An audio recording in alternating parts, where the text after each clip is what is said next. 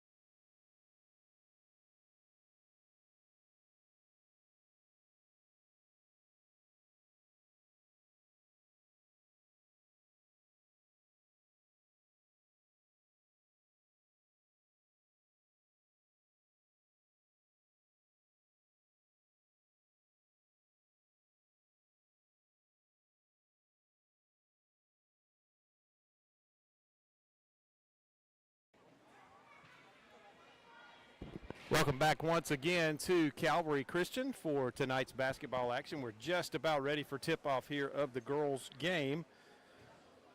Everybody's still getting settled in. And Westfield, these two teams have almost identical color schemes. And Westfield will be in the black uniforms tonight with the forest green trim, and forest green and white trim. Calvary in their home whites with black and forest green trim, and we are about to get underway here on Steve Smithwick Court. Not Steve Smith, although Steve Smith is here. Probably going to have some things named after him before it's all over. But Steve Smithwick Court here at Calvary Christian. Jumping for Calvary will be Maddie Davis, and she'll be working against Mary Blake Brannon for Westfield. Calvary yet to pick up a win this season in girls basketball, looking for their first one tonight. Maybe it'll happen here. And the tip is controlled by Westfield. And knocking it out of bounds. Nice hustle there by Calvary's Charlie Spann. And Westfield will inbound. Student section starting to arrive. They'll be in full force by the time the boys game gets here. Driving in, losing it, and a travel. That is for Westfield. That's Kate Lane, guilty of the travel. And Calvary has the basketball, and they will get across against a little bit of pressure, and then they're going to turn it right over. An errant pass. I believe that was Charlie Spann that made that pass, and it was a little bit too far in front of Maddie Davis. And Westfield will bring it across. Bringing it over for Westfield, Issy Diem. She's going to get it inside free throw line. Almost has it knocked away. And a nice pass down low off the glass. No good. Rebound fought for, and Calvary's going to control it. That is Allie Halstead who controls the basketball, and she'll bring it across for the Lady Knights. Spann with it now for Calvary. She'll kind of set the offense. Maddie Davis on the right wing, back to Spann in the jump circle. She's going to start a drive down the left side. Is going to get it off. And a shot from the free throw line. Good. That is Belle Graham with her first bucket and the first bucket of the game for either team, and it's 2-0 Calvary. Looking inside, good pass inside, up and in. That is Mary Blake Brannon using a little bit of a height advantage there, but a great feed out of the corner from Kate Lane for Westfield, and now they're going to trap, and they're going to get a turnover. And Brannon's going to spin in the lane and score again. Mary Blake Brannon makes it 4-0, or 4-2, excuse me, Westfield. Calvary gets it across this time. Halstead with it, get it on the right wing for three. That was Spann. Shot is no good, last touched by Calvary, and a good job of shielding there by Kate Lane to keep that rebound from being touched by Maddie Davis. And here comes Westfield again. They lead it 4-2 early on here in this girls' game. Three-pointer on the way from the wing, good. That is Issy Diem, and she gives Westfield a 7-2 lead with the triple. And a trap and a turnover again in the lane, off the glass, no good. Rebound Maddie Davis. So the turnover this time doesn't lead to points, and that one is going to be, I believe, a foul that's going to be called on Kate Lane. It is. First foul of the game for either team, and Calvary will inbound. Trap is going to give Calvary a little problem as long as they continue to get the ball down in the corner off the inbound pass. And now they're going to trap at the half-court line. And they're going to call, let's see, they're going to give the ball back to Calvary here. And Spann will inbound for the Knights. Thought there might be a foul call there, but there was not. They're looking to trap every chance they get. Down in the corner, they set another trap over in that far corner, and this time there's a foul. And that's going to be the second foul on Kate Lane. And quickly, a sub will come in for Westfield. Molly Gunningham will be in. And it's clear that Westfield is going to try as often as they can to set traps and get turnovers. And they are really using the boundary and the corners to their advantage in doing so. Charlie Spann. Spread the floor. Maddie Davis looks inside down low. That pass just didn't have quite enough on it, but Halstead recovers, tries to get a shot up. It's blocked. And now here comes Westfield. Top of the key, Diem for three again, in and out, no good. Offensive rebound, and the shot is no good. That was Molly Gunningham, who just came off the bench, and the foul is going to be called on Calvary's Belle Graham.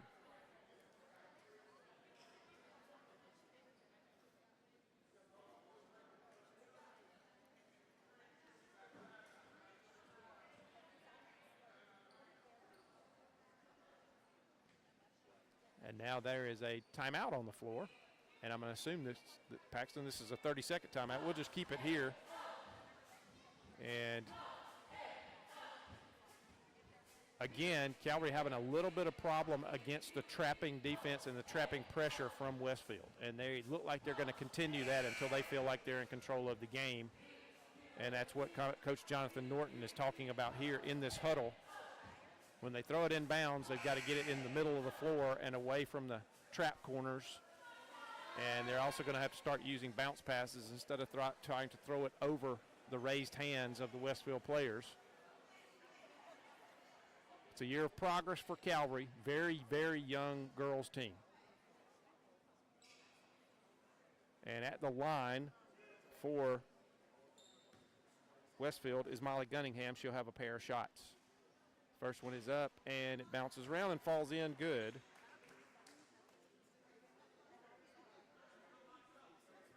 Currently, it is 8-2 Westfield.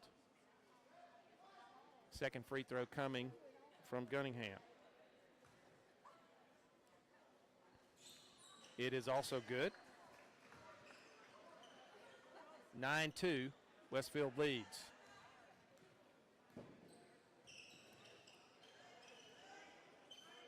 And Calvary gets it across half court. Charlie Spann starts a drive. And that's going to be a travel violation, I believe. Had her shot kind of knocked away and then caught it and took a couple of steps, and it's a turnover for Calvary. Diem with it, gets it down in the corner. Here's a whistle and a travel. That is on Kate Hardy for Westfield. And Calvary will get it in. This time they are not in the backcourt trapping. It looks like they're going to pick up with the 1-3-1 at half court and try to get a trap as quickly as they can. Shot from the wing by Halstead is no good. And here is going to be a foul. I believe that's going to be on Charlie Spann.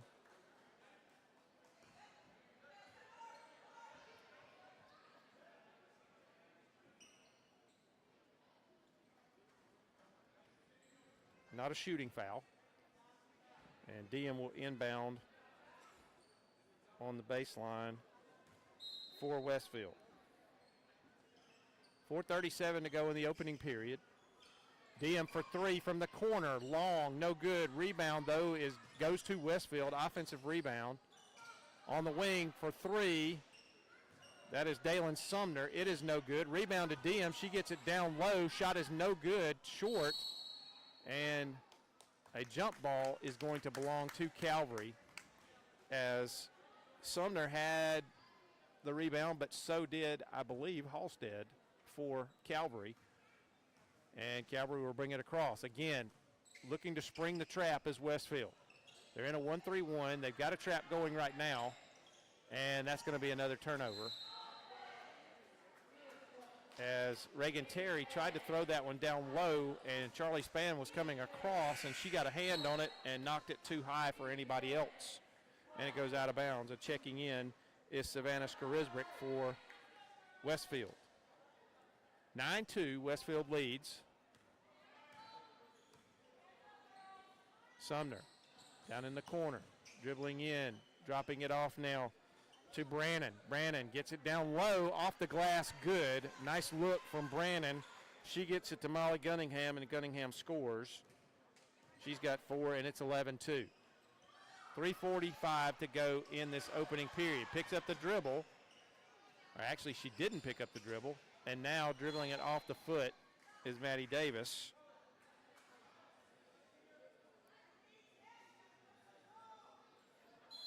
And avoiding the turnover there. Very aggressive defense from Westfield. And probably what you would expect playing an inexperienced team like Calvary. They're going to try to take advantage of as many turnovers as they can, and there's another one as Maddie Davis throws the fastball across court, but it was a little too high, sailed on her. And into the Westfield bench, and they will bring it across. And as you might expect also with a very young team, and a great pass, but a shot blocked, and Spann is going to come away with it for Calvary. And for some reason, she pulls up before half court. She had a little lead on everybody and probably could have got it on down the floor before the defense got back, but pulled it up. And there's another turnover as her pass over to Halstead a little wide and goes out of bounds. One of the hardest things to teach a young girls team is to slow down sometimes because they get a little bit impatient and trying to make things happen, and the result is turnovers. We've seen that so far tonight. Sumner back over to Diem down in the corner. Skorisbrick inside, nice pass, and Mary Blake Brannon scores again. Really good look from Skorisbrick there, and it's 13-2 now. 2:38 to go in this opening period. There's the trap at half court, but Calvary navigates it that time. Almost knocked away again. Maddie Davis going to drive, come inside. Her shot's blocked by Brannon. And here comes Westfield. 3-on-2 at the moment. Pulled it up inside, shot off the glass, no good. Short got her own rebound. That's Gunningham, and she's fouled, and she'll shoot a pair. And that foul was on Belle Graham. That is the second team foul for Calvary. And Molly Gunningham will be at the line to shoot a pair again. First one is good. She's 3 for 3 at the line. 14-2 now. 2:17 in this opening period. Second shot coming from Gunningham. It is up and it is good. 4 for 4 at the line. She has 6 points, and she and Mary Blake Brannon are pacing Westfield at the moment. Nice pass. Good look from Charlie Spann, but knocking it away from Belle Graham was the Westfield defense, and Westfield gets a hand on it, and Calvary will retain possession as it was last touched by Westfield. Off the glass, good. That's Halstead. Allie Halstead scores for Calvary, and it is 15-4. Shot is no good, but rebound by Brannon. She's up. Short jumper is good from her. She's got 8 to lead all scorers. And it's 17-4. Calvary again. Tori Nolan in for the Knights. Knocked away from Maddie Davis. And it'll remain with Calvary. Spann will inbound.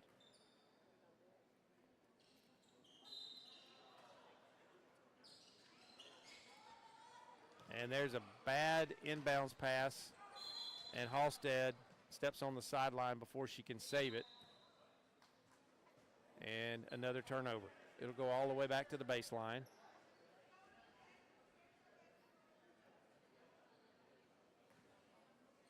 And here comes Westfield.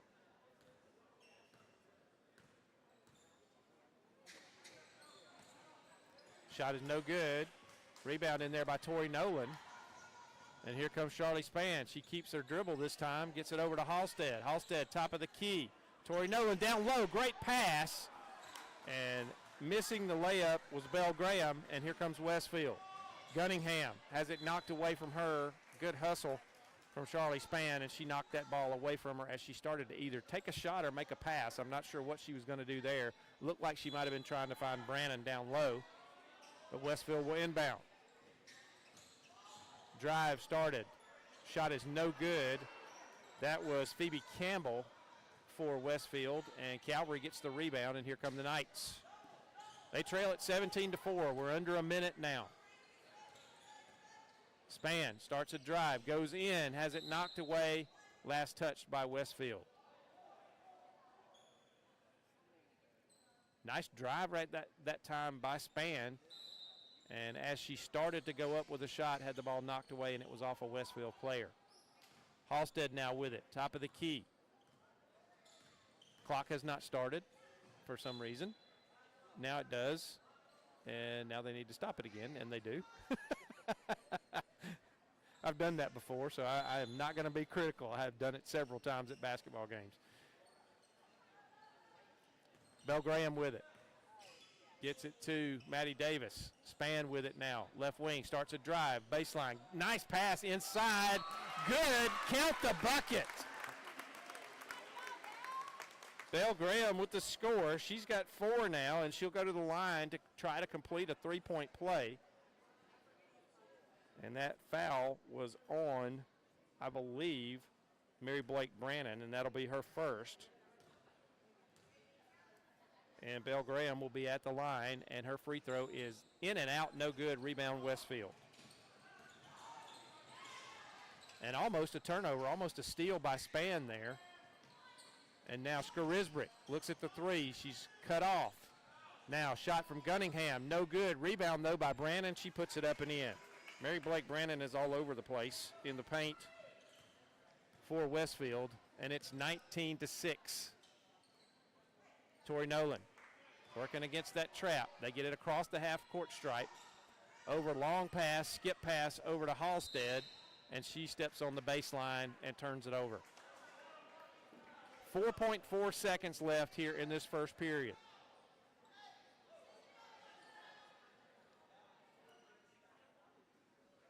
Inbounds to Westfield. They're going to hustle it across. 3 seconds, 2 seconds, 1 second, and there's your buzzer for the end of the first period. So, after one complete period of play, it is Westfield 19, Calvary 6.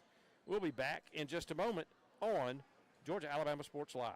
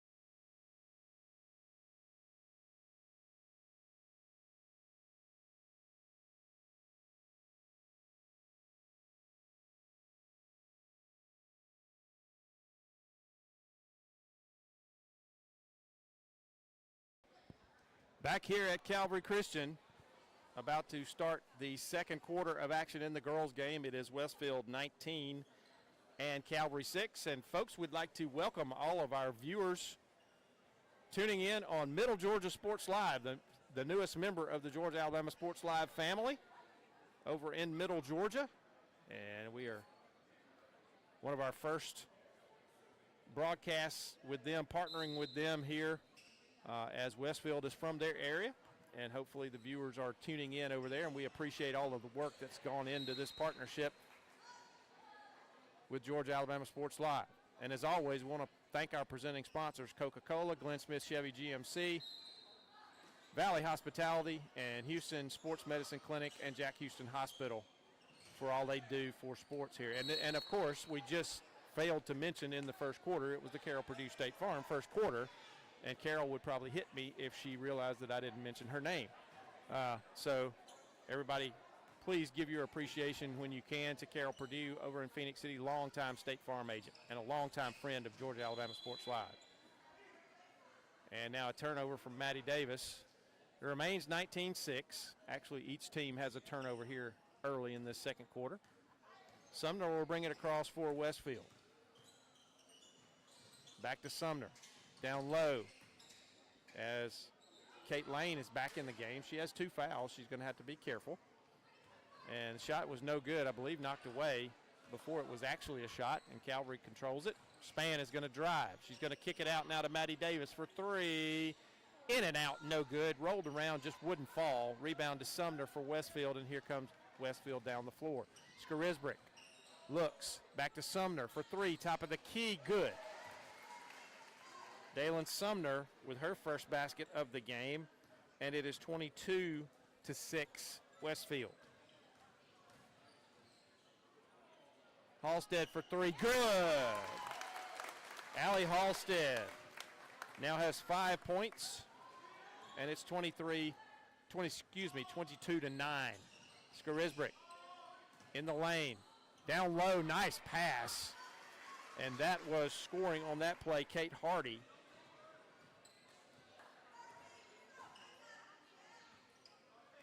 For Westfield.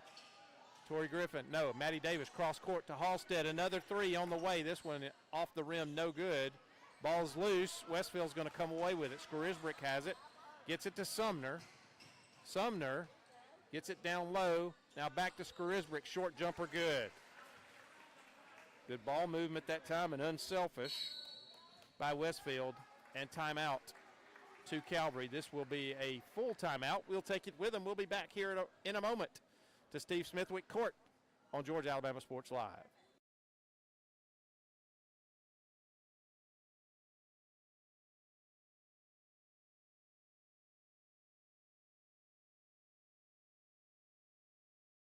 Hello, everybody. This is DJ Jones with the Sports Visions Morning Show for the best.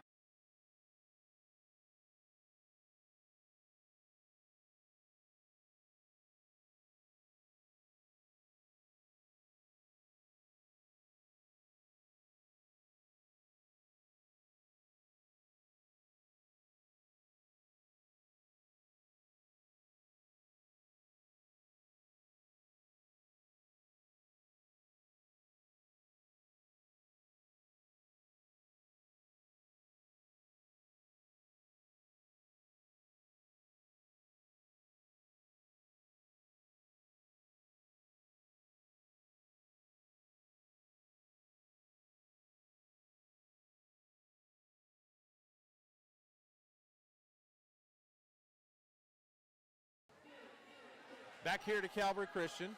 6:05 to go in the first half. Calvary will inbound on their baseline. They trail it 26-9 against Westfield.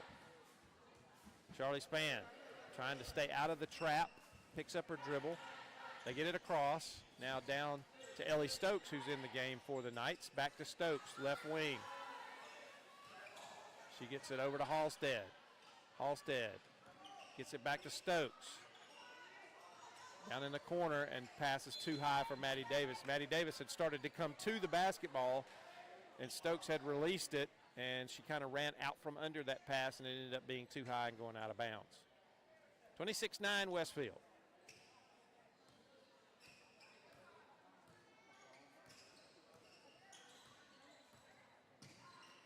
In the corner, in the game for Westfield is Avery Spence for the first time. And now Molly Gunningham gets it to Brannon. Has knocked away, but a foul is going to be called on Charlie Spann, and that's going to be number 2 on Spann. First one of the quarter for Calvary. And Molly Gunningham, who is 4 for 4 at the line so far, goes back for another pair of shots. And the first one is good.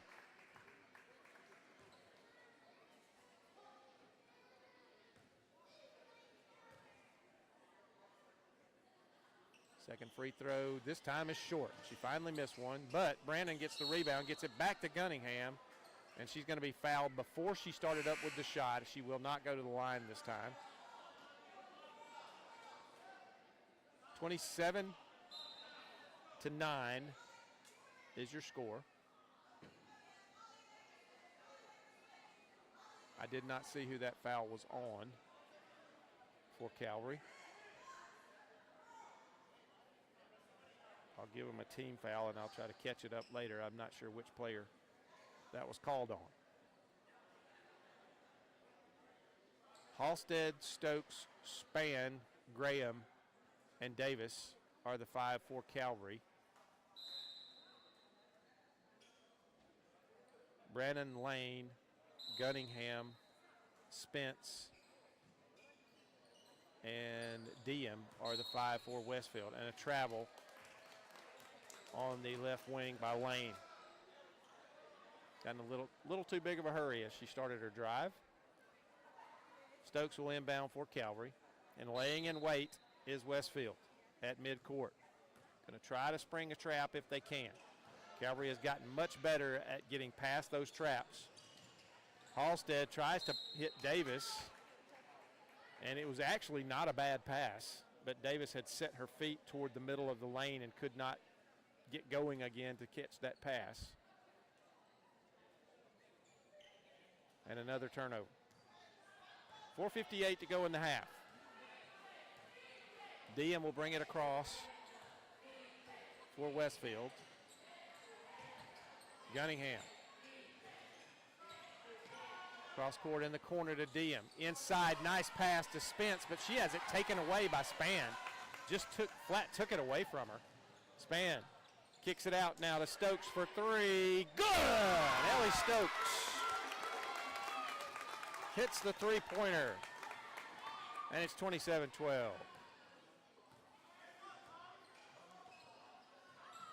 Three-pointer on the way, short, no good from Lane, and the last person to touch it, I believe, was Diem for Westfield, so the ball goes to Calvary. We talked about the youth of this team. There are two seniors, and every single other player on the team for Calvary is either a freshman or an eighth grader, and there's a travel by Maddie Davis. So 1, 2, 3, 4, 5, 6, 7, 8, 9 freshmen and 1 eighth grader and 2 seniors.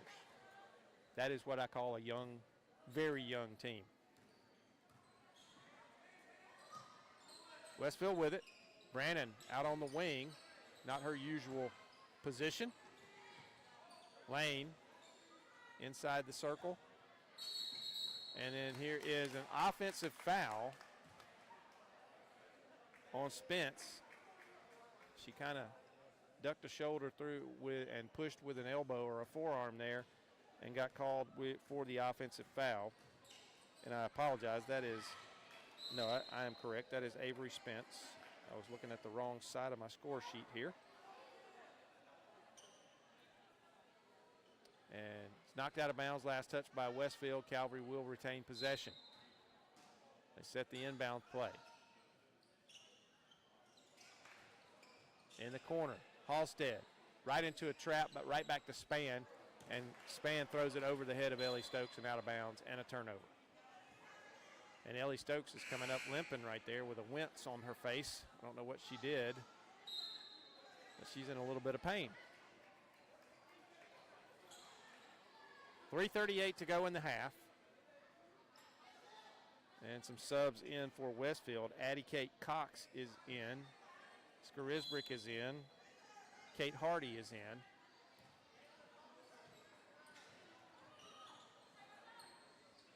Sumner. Cox looks inside. That one knocked away, and it's going to be last touch by Maddie Davis as they try to get the pass to Kate Hardy. Phoebe Campbell will inbound. Gets it to Sumner. 4-3. In and out, no good. Rebound, though, by Skarisbrick as she had good position on the backside. Skarisbrick looks inside, finds Sumner. And then here's a foul. That is going to be on Belle Graham. And that is Belle's second foul. And the third team foul by Calvary in this quarter. And here comes into the game Reagan Terry for Calvary, and Belle Graham will have a seat.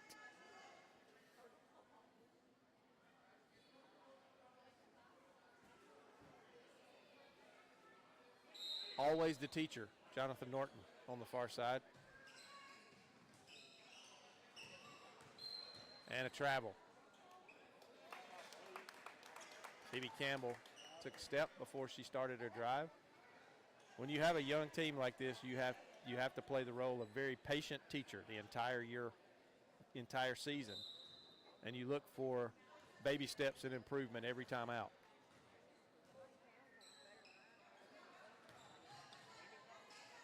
Allie Halstead for three. Good! Allie Halstead, another three. She's got 8 now and is 27-15. Skarisbrick looks inside. That pass knocked away, and Charlie Spann comes away with it for Calvary. Nice pass to Ellie Stokes. Skip pass by Spann. Inside to Maddie Davis. She drives and it's going to be fouled. That's going to be on Sumner.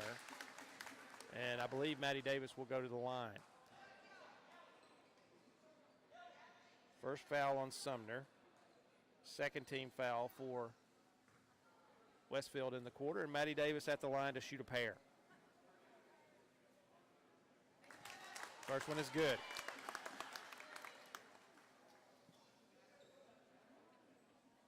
(27-16), 2:40 to go in the first half. Second free throw is good. First 2 points for Maddie Davis. And it's 27-17. Calvary's cut it to 10. Cross court to Sumner. Spins around.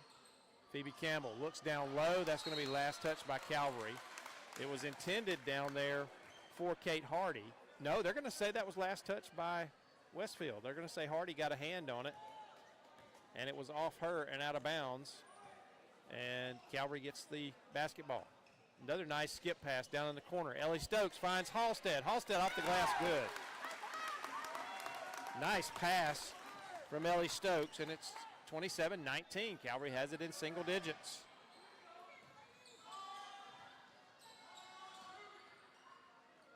Skarisbrick loses it, trying to make a pass, and it's going to be tied up. It'll belong to Westfield. Skarisbrick, as soon as she started to make that pass, she saw the defense close and tried to hold it, but it was already out of her hand.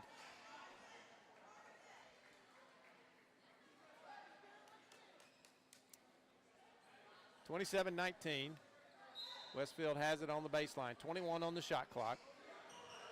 Sumner, top of the key now. Around to Diem. Diem starts a drive, cut off.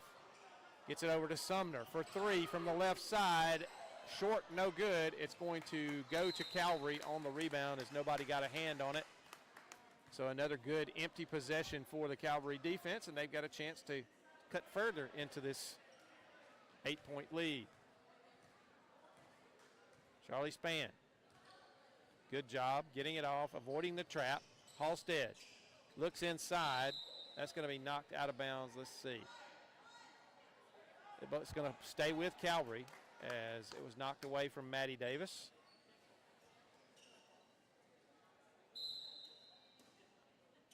Spann gets it to Halstead for three. Good!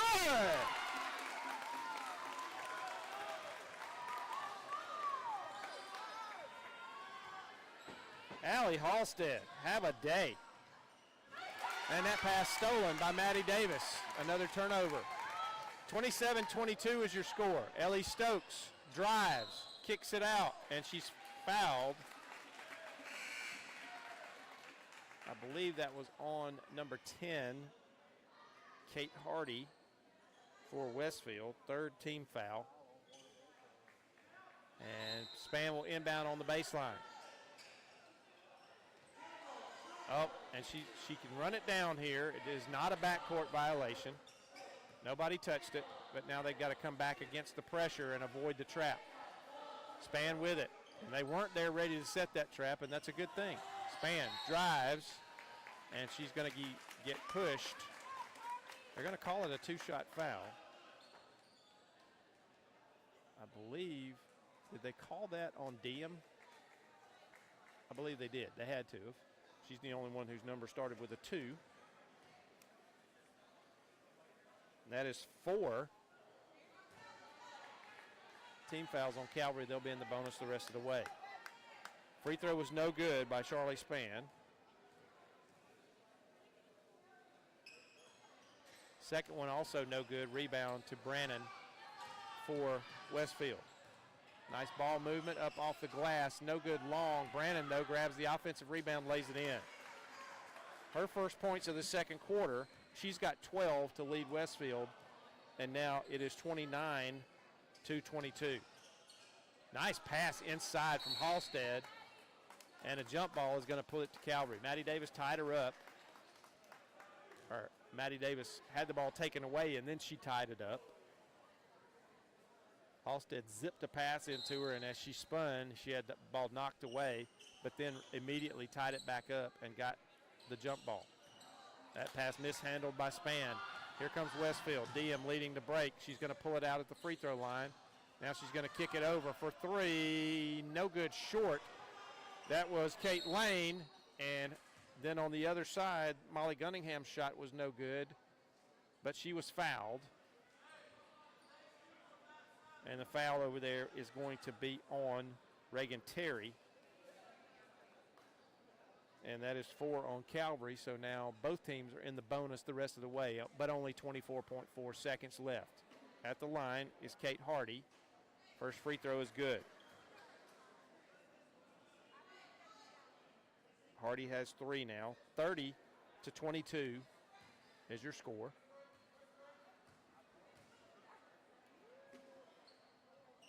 Shot is up and no good, though, but rebound. A nice job by Gunningham. She knocks it to Brannon, and Brannon scores again. 14 points for Brannon in the half, and it's 32-22. And Calvary turns it over. Brannon ends up with the steal. Cross-court pass almost stolen, but getting it back and throwing up a shot that almost goes in was Kate Lane.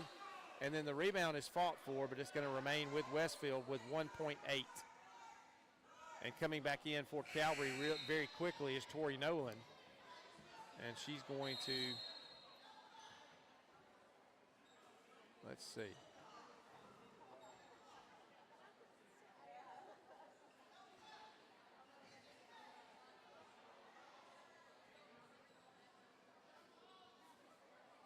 I'm not sure what they were discussing there.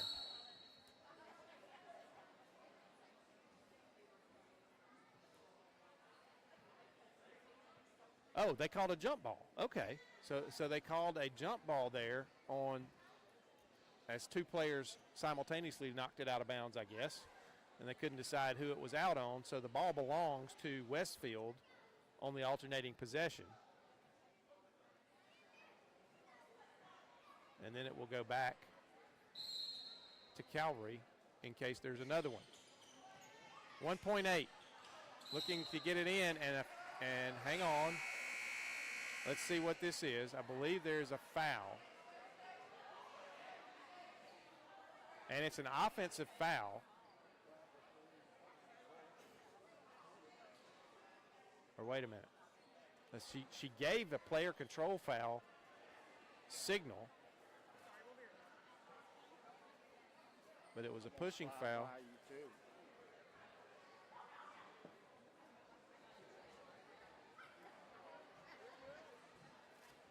And let's see. The foul was called on Tori Nolan. I'm figuring that out now. It was called on Tori Griffin. I'm sorry, not Tori Nolan. Tori Griffin. Foul was called on Tori Griffin. The horn sounded.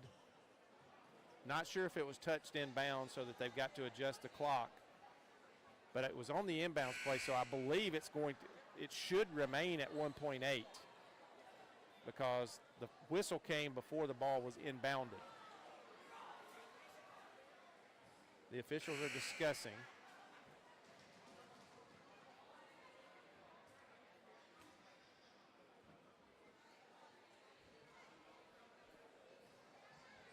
And this will be a shooting foul if indeed the foul is on Tori Griffin of Calvary. This will be a shooting foul.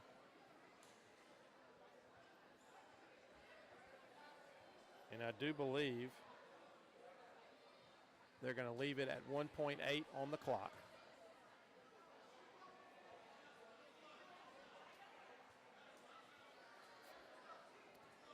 They are going to leave it at 1.8, and shooting 2 will be Kate Lane.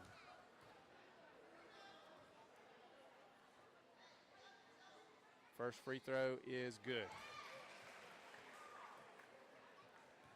33-22.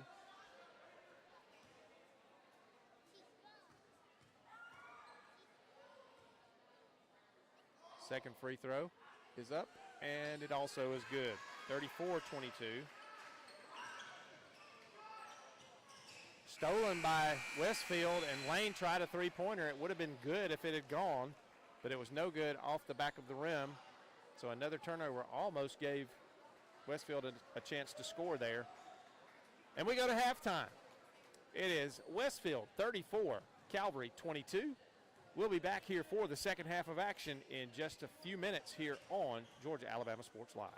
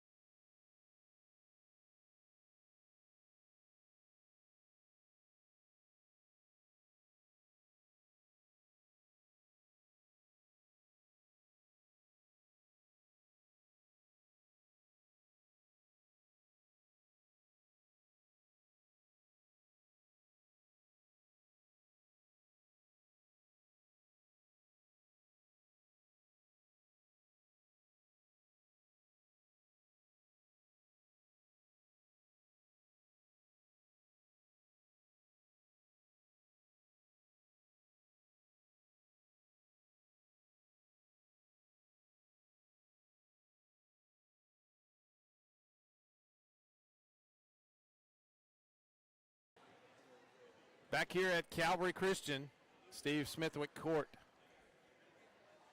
Here in Columbus, Georgia, it is Westfield 34, Calvary 22, and Westfield had a little run at the end of the quarter. They had a 6-0 run to take a single-digit lead back to 12 points. As Calvary had gone on a run themselves, mainly led by Allie Halstead. Halstead had 11 points in the second quarter, including 3 three-pointers. And now they're getting everything ready to go. The officials are ready. Westfield will have the basketball to begin the second half. Sumner will inbound, and Izzy Diem will bring it across for the Hornets. They lead at 34-22. Inside, and that is good from Kate Hardy. So right off the bat, Westfield scores, and it's 36-22. And they're going to turn the pressure up with this trapping defense again, and that was knocked out of bounds, and thankfully the referee turned his head and got it out of the way a little bit, or he might have a headache right now. Hit him in the shoulder. Calvary will inbound.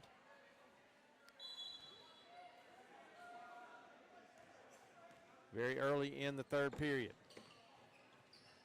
And that is a turnover from Charlie Spann. She tried to get it down in the corner, and her pass was way too wide.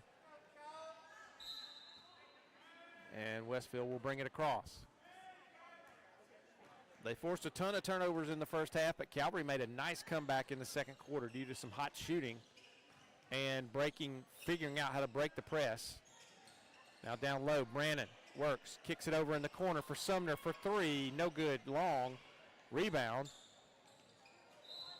And that was Kate Hardy with the rebound, and then the ball knocked away and on the floor, and there is a foul. It is going to be on Calvary, and that is going to be on Charlie Spann, and I believe that is number 3 on Spann.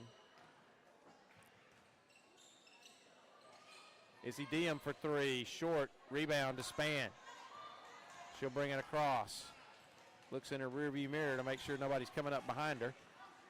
Starts a drive, and she's going to be fouled. I believe that was on Sumner for Westfield. And into the game is Gunningham, and she takes the place of Kate Lane. Now that foul might have been on Kate Lane. It was on a single digit, I know, and I couldn't see for the official. He had it in front of his body.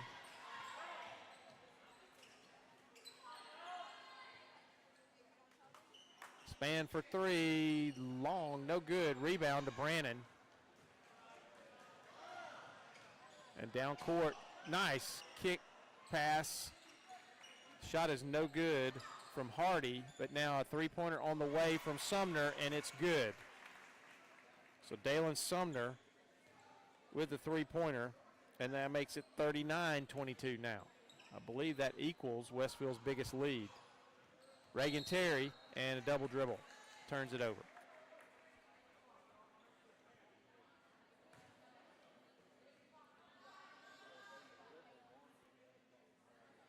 Five straight points for Westfield to begin the half. 6:13 to go.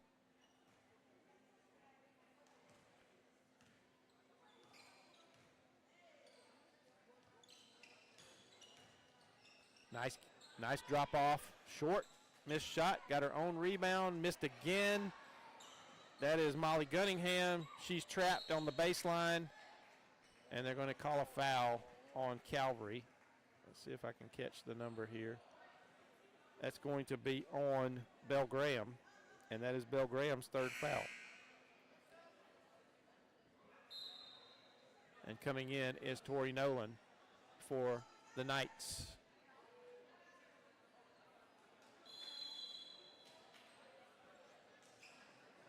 Westfield gets it in. Gunningham, free throw line, kicks it out to Diem, down to Sumner, down low, off. Little short jumper, rebound, no good by Hardy. Inside to Gunningham. She misses the layup, and Charlie Spann gets the rebound.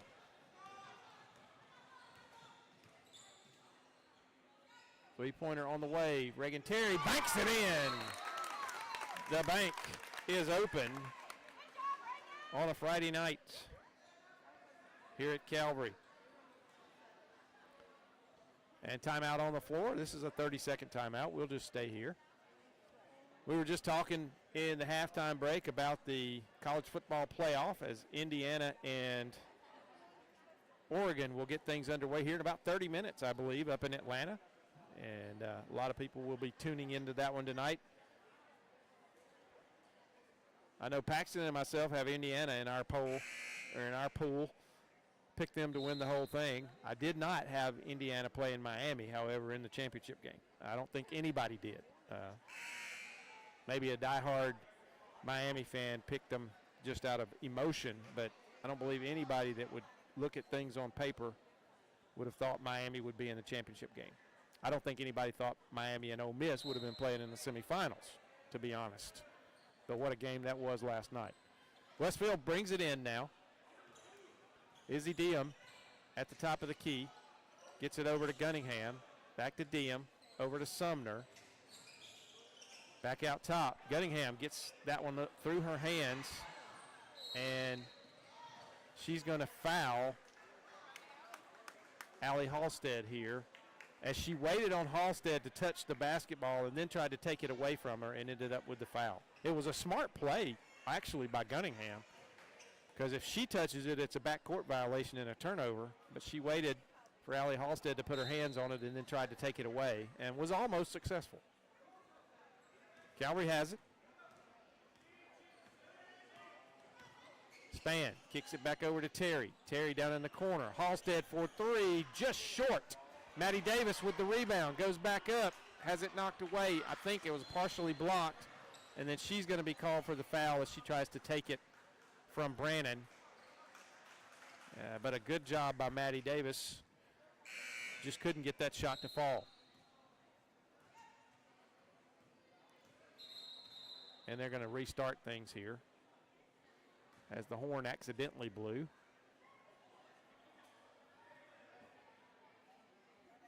And now everything's good. They reset the shot clock. 4:53 to go in the game. 39-25.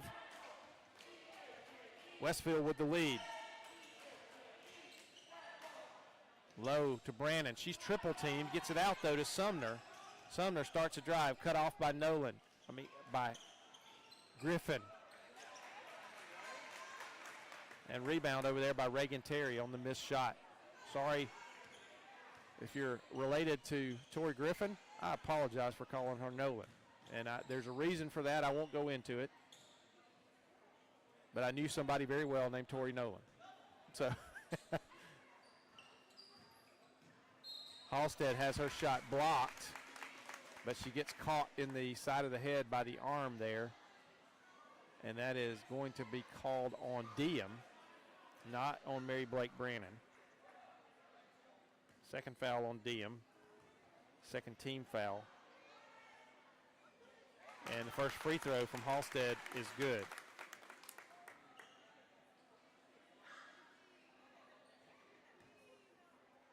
Allie Halstead is the 8th grader on this team. Second free throw is good. She's got 15 in the game and having a night. Sumner. Gunningham has that one knocked away by Charlie Spann. And a foul is going to be called. I believe this is going to be, if this is on Spann, it is not. It is on Tori Griffin. That's her second. Team's third. Not a shooting foul, and Diem will inbound it for Westfield. Gunningham kicked out. It's okay that it got into the backcourt. Halstead knocks it away, almost steals it. Good hustle from Allie Halstead, and knocked away from behind. I believe that was Tori Griffin who got a hand on it, knocked it out of bounds, and it belonged to Westfield. Diem inbounds on the baseline, gets it out high. Almost a travel by Kate Hardy. Over in the corner, Diem traveled. She bounced over there before she started her drive, and turned it over. And it belongs to Calvary. Reagan Terry inbounds. Span will bring it across. 3:42 to go in this third period. Maddie Davis starts a drive. Shot is no good. Halstead gets hands on the rebound. Tori Griffin. Span for three. Short. Rebound.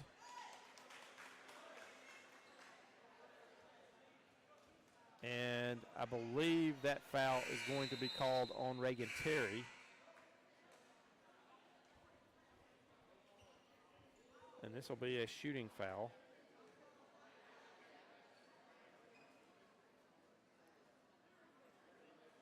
I had it at 4. They've got it at 5. So evidently I missed marking one down on my team fouls. But it is now in the bonus for Westfield. I am far from being official over here keeping this, but trying to be as accurate as I can. Kate Hardy, first free throw, no good. Hardy has 5 points in the game, 3 of those in the first half.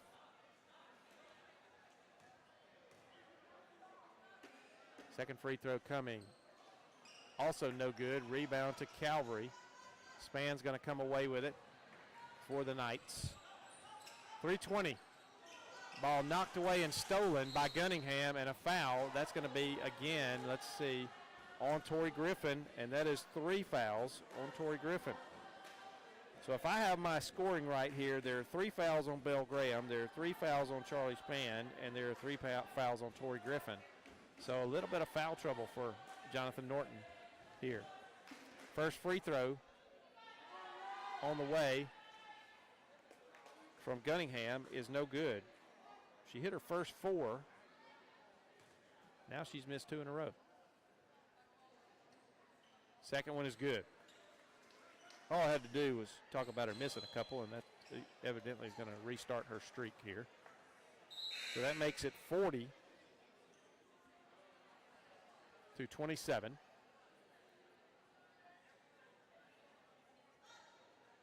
And a turnover after that last free throw brings it back to Westfield. Sumner has it, left wing. Starts a drive, cut off. Picks up her dribble, gets it to Gunningham now on the left wing.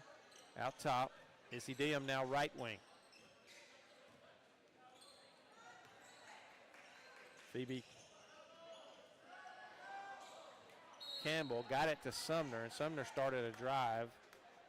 Her shot was no good, an air ball long over everything, and the ball was knocked out of bounds and last touched by Westfield. It'll belong to Calvary.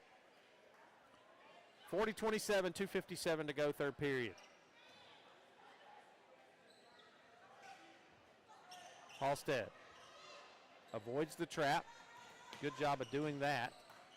Back across court, and a backcourt violation. Halstead had brought both feet across and established, and then stepped back across the half-court line, and that is a violation. If she had had one over and one back, it would have been okay, but she had already brought both feet over, and when she stepped back, it was the violation. Diem inside to Gunningham. Nice pass to Brannon, and she scores. Good ball movement right there. Brandon now has 16. That's her first basket of the second half. And a really nice look from Gunningham. Ellie Stokes trapped. Gets it to Halstead, though. And they're going to get it across. Nope, they're not. And according to the shot clock, that is correct. They were actually a little bit late blowing the whistle. And Span will come back in for Ellie Stokes. 2:33 to go in the third.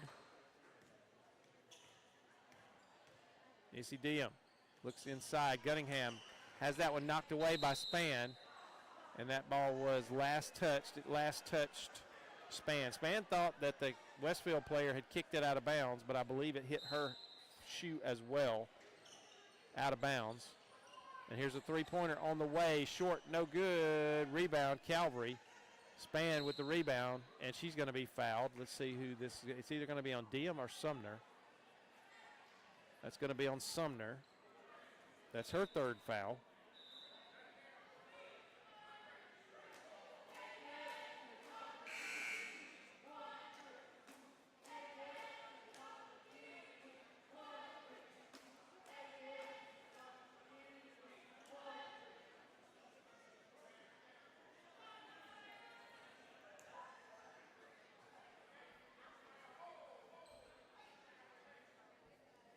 And that is,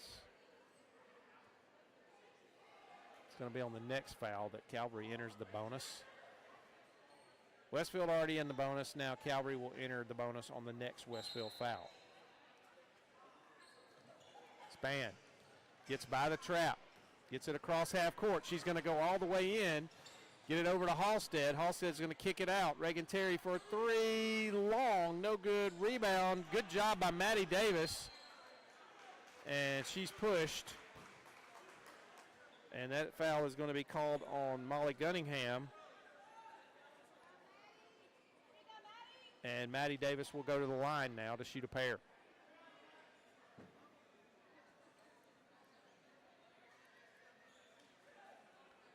She has 2 points in the game. Both of those came from the free throw line in the first half. First free throw is up and good.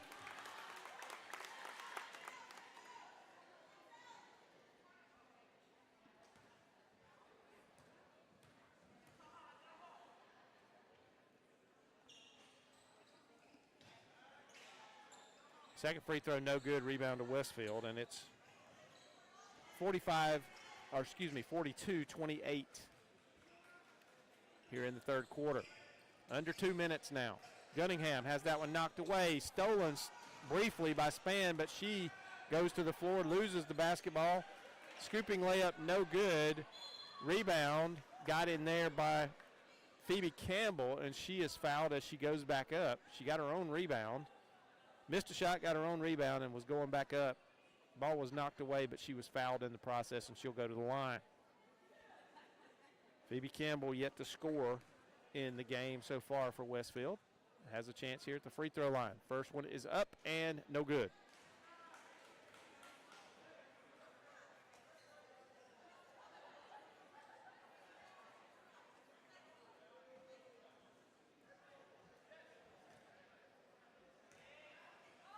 Second free throw coming.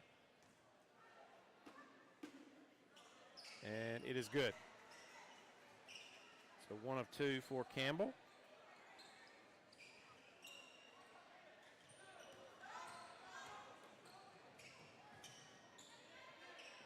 And it's 43-28.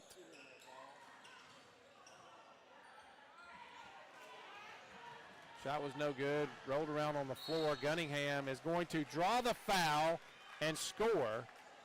Count the basket.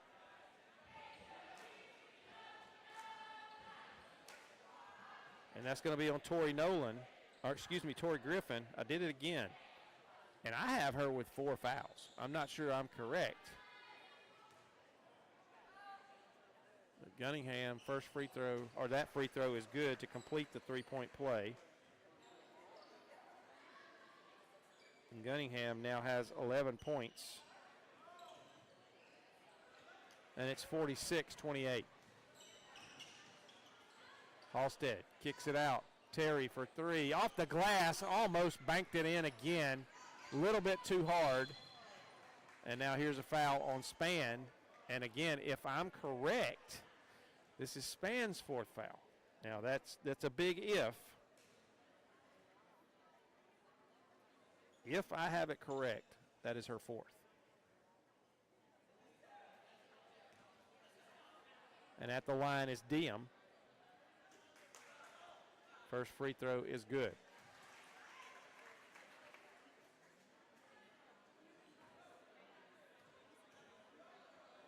That's her first point since hitting a 3 in the first quarter. Second free throw also good.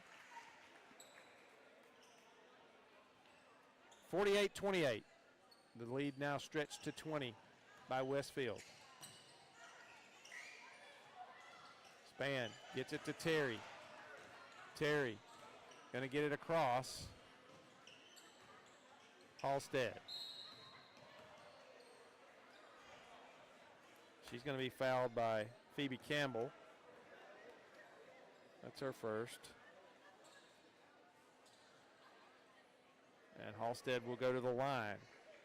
Halstead has 15 in the game for Calvary. First free throw is good.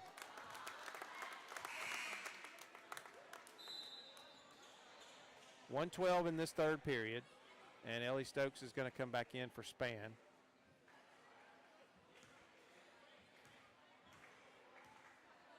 Second free throw, short, won't fall in, rebound to Westfield.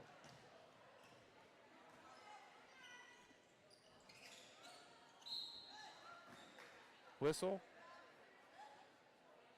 and a foul, and that's on Tori Griffin, and that's her fifth.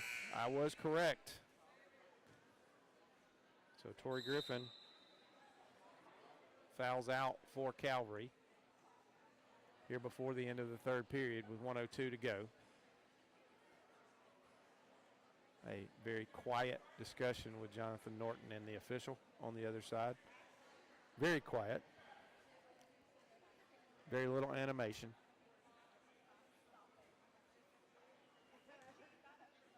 And Charlie Span is going to go back in the game as Nolan.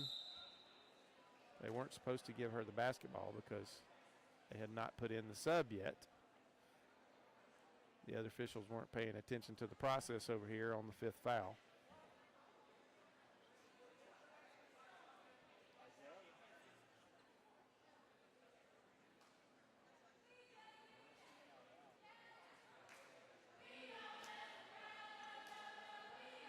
And now another officials discussion.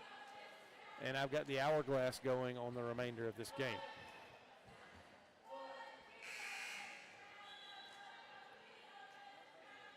And here's another horn. Now we're all good. Now maybe we can shoot the free throws. First one is no good. This is Gunningham at the line.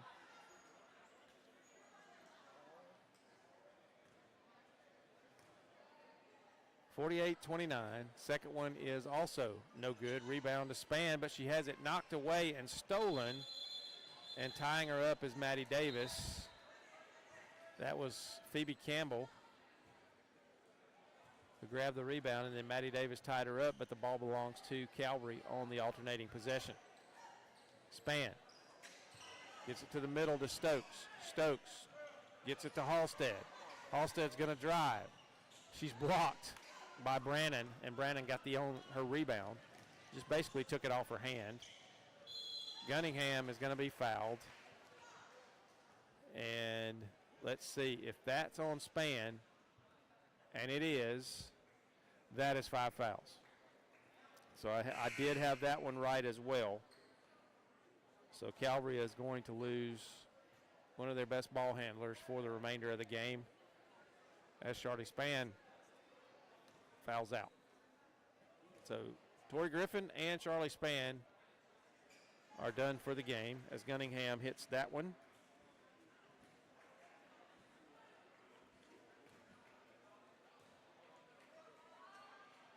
.49-29. Second one is no good. Rebound to Belle Graham. And Halstead will bring it across for the Knights.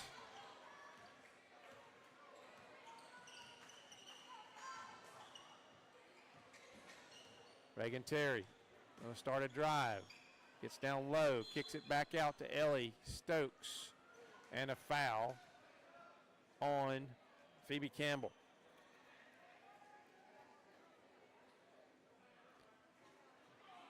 And Reagan Terry will go to the line for Calvary. 24 seconds to left in this third period. Free throw's no good.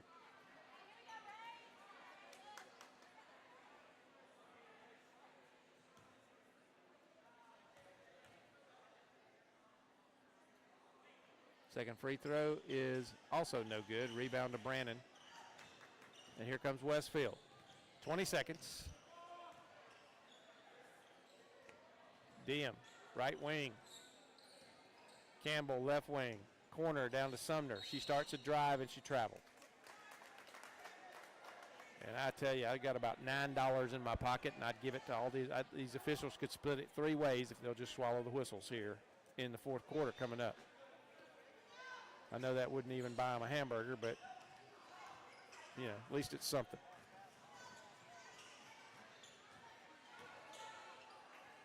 Shot on the way from Halstead. She kind of forced that one up to try to beat the buzzer. It was short, almost a good shot. And that'll end the third period with Westfield leading 49-29 in this girls' game. We'll take a break. We'll be back here in a moment at Calvary on Georgia Alabama Sports Live.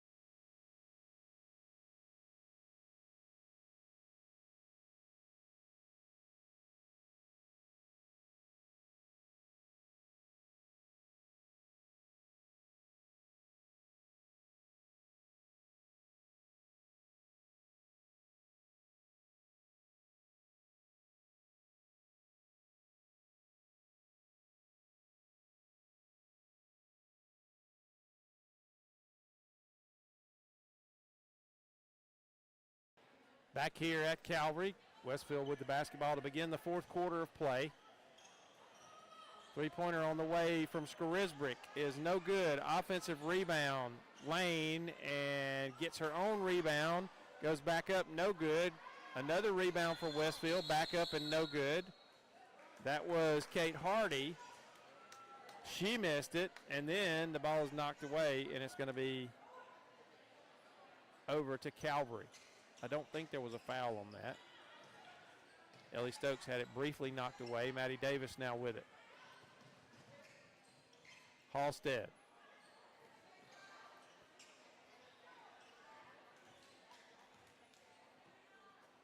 Almost stolen. Ellie Stokes with it though, and she's going to score. Ellie Stokes with a mid-range jumper.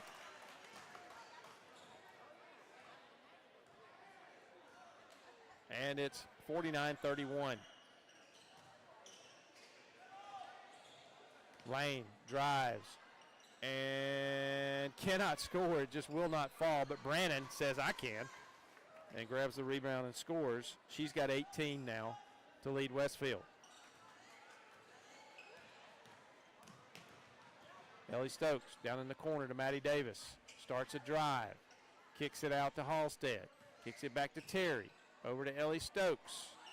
Stokes, top of the key to Reagan Terry. Over in the corner to Maddie Davis. She starts a drive, gets inside, blocked, but it's going to be a foul. And I got to be honest with you, folks, that was a nice block shot, but they're going to call the foul. And I believe they called that on Brannon, unless they may have called it on Phoebe Campbell. At any rate, Maddie Davis misses the first free throw for the Knights.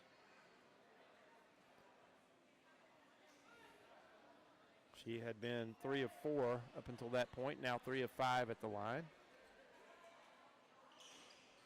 Make that 3 of 6, as both of them will not fall for her on this attempt. Scarisbrick gets it to Diem. Diem to Lane, and Lane has it back. It's going to start a drive. She's going to try to drop it inside to Campbell, and it's a bad pass and stolen by Ellie Stokes. Reagan Terry. Stokes for 3, short. Rebound,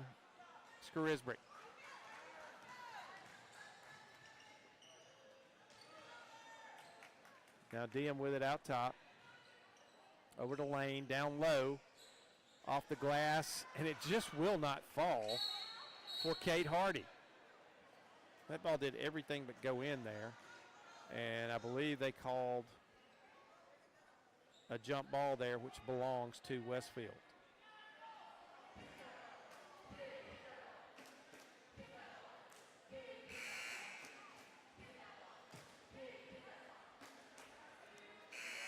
And now they're correcting it.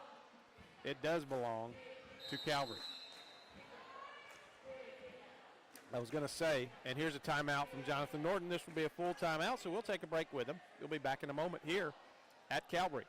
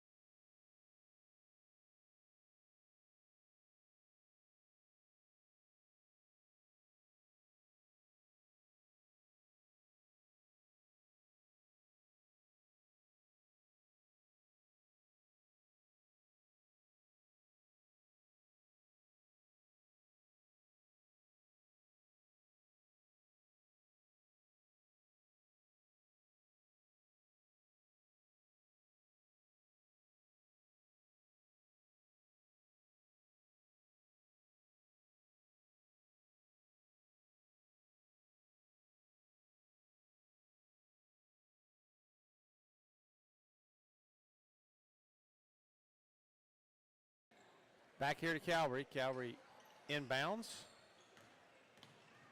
Work against pressure. It's kind of soft pressure. Maddie Davis starts to drive on the baseline. She's going to be fouled by Lane. And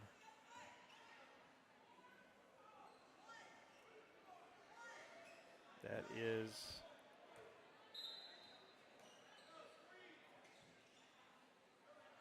Lane's second, I believe, or third. Ellie Stokes gets it inbounds. Reagan Terry kicks it out. Maddie Davis. Cross court to Stokes. Kicks it over to Terry. Terry to Halstead. Halstead back to Terry. To Halstead. Long three-pointer, short. Just a tad short. Rebound to Westfield. Brannon has that one knocked away and stolen. Good job by Belle Graham as she knocks that one away, and Calvary gets the turnover. 5:10 to go in the ball game. Calvary trails at 51-31. Halstead up off the glass, no good, but she's fouled, and she'll shoot a pair. Nice drive to the bucket by Allie Halstead, and she picks up the opportunity to score from the free throw line. 5:03 to go in the game.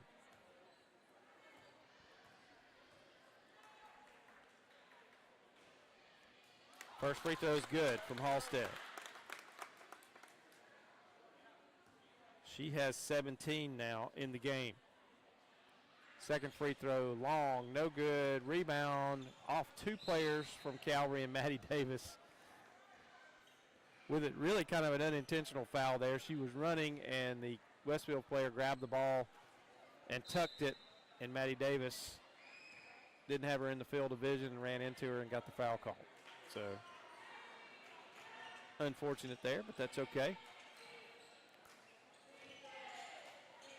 Ball knocked away and stolen. Ellie Stokes comes in with it for Calvary and loses it out of bounds.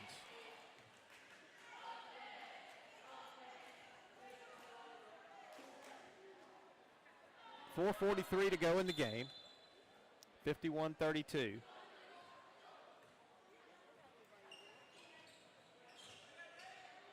And the shot won't fall again. I tell you, Kate Hardy has to believe that somebody's playing a trick on her tonight, because she's had the ball under the basket probably 6 or 7 times with a point-blank layup, and it goes up and does everything but go in.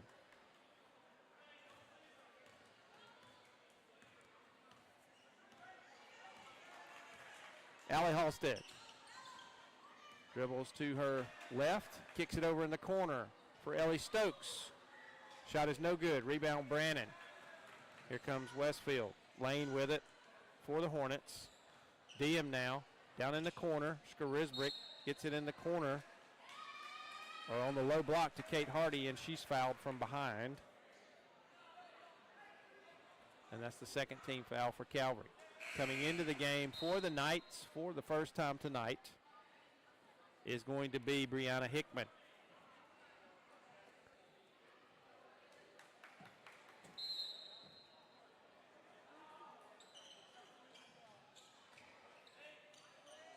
Is he Diem for three? In. Yes, it stayed in. It looked like it was going to pop out. But Diem gets the three-pointer, and it's 54-32. Diem's second three-pointer of the night. Three-pointer from Brianna Hickman is short. And rebound to Westfield.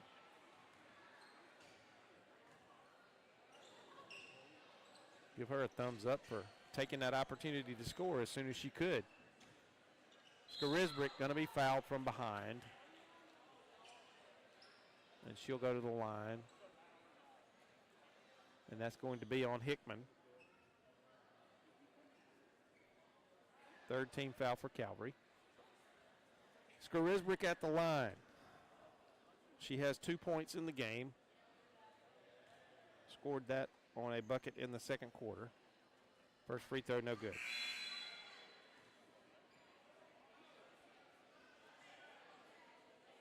And now multiple subs coming in for Westfield. Sumner's back in. Avery Spence is back in. Molly Gunningham is in. And Addie Kate Knox in for Westfield. Shot is good on the second free throw from Skarisbrick. She's got 3 in the game. And then back in now for Westfield is Phoebe Campbell. For the first time tonight, really, Westfield's going to back up. And a offensive foul from Hickman. She came to set a screen, but set it a little too hard. And coming into the game for Calvary is Mackenzie Neubauer.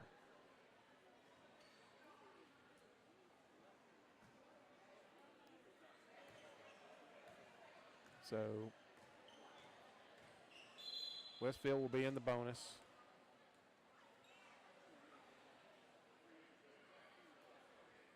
They're going to fix the clock here. Shot clock had an error. They're fixing that up.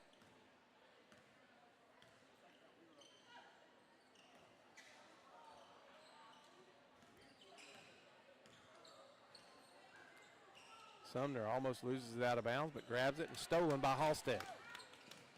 Picks up her dribble. She's got help, though, and Ellie Stokes will bring it across for the Knights. 55-32. Reagan Terry, top of the key. Stokes with it. Now Mackenzie Neubauer, back to Halstead. Halstead has that one taken away.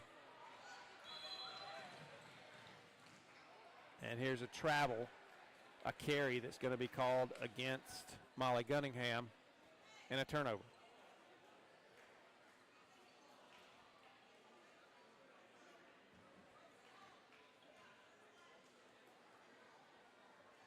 It'll be Calvary basketball.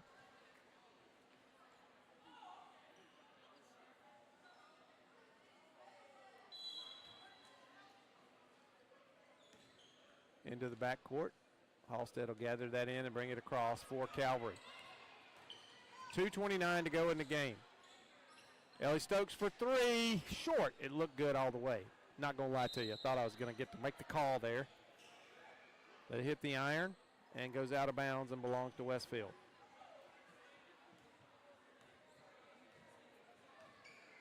Sumner. Now down in the corner, Avery Spence off the leg of Neubauer, though, and out of bounds.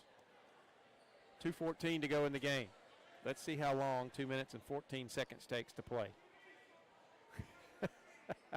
I guarantee you it won't be just 2 minutes and 14 seconds. Kicking it inside. Actually, a nice pass. Gunningham can't hit the shot, gets her own rebound, and she's fouled. What a shock. I'm sorry. Did I say that out loud, Paxton? Foul was on. Actually, that is a shooting foul. And that's going to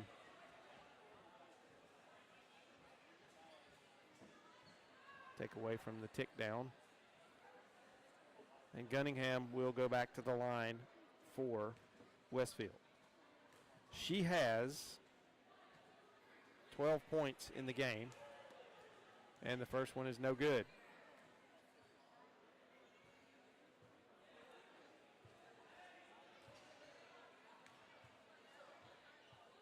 Second free throw is short, no good. That's an air ball. And Gunningham is sort of, she can't figure it out herself. She's perplexed. She's kind of lost it at the free throw line.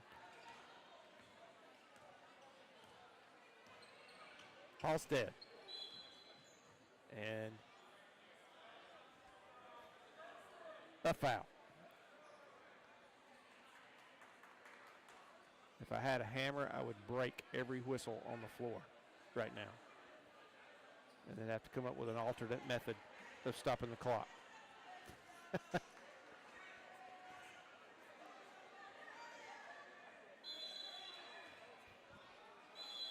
And a timeout by Jonathan Norton as he couldn't get folks in the right place.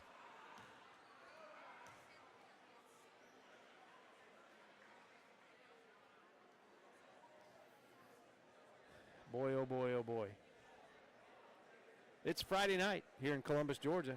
Boys game will be coming up in about 45 minutes when we get rid of these last 2 minutes of the ball game here. I'm just kidding, folks. Tomorrow, if you're in Columbus, Georgia, and you want to see some college basketball, come out to the campus of Columbus State University. They will be entertaining University of South Carolina Beaufort women's game at 1:30. The men will follow at 3:30.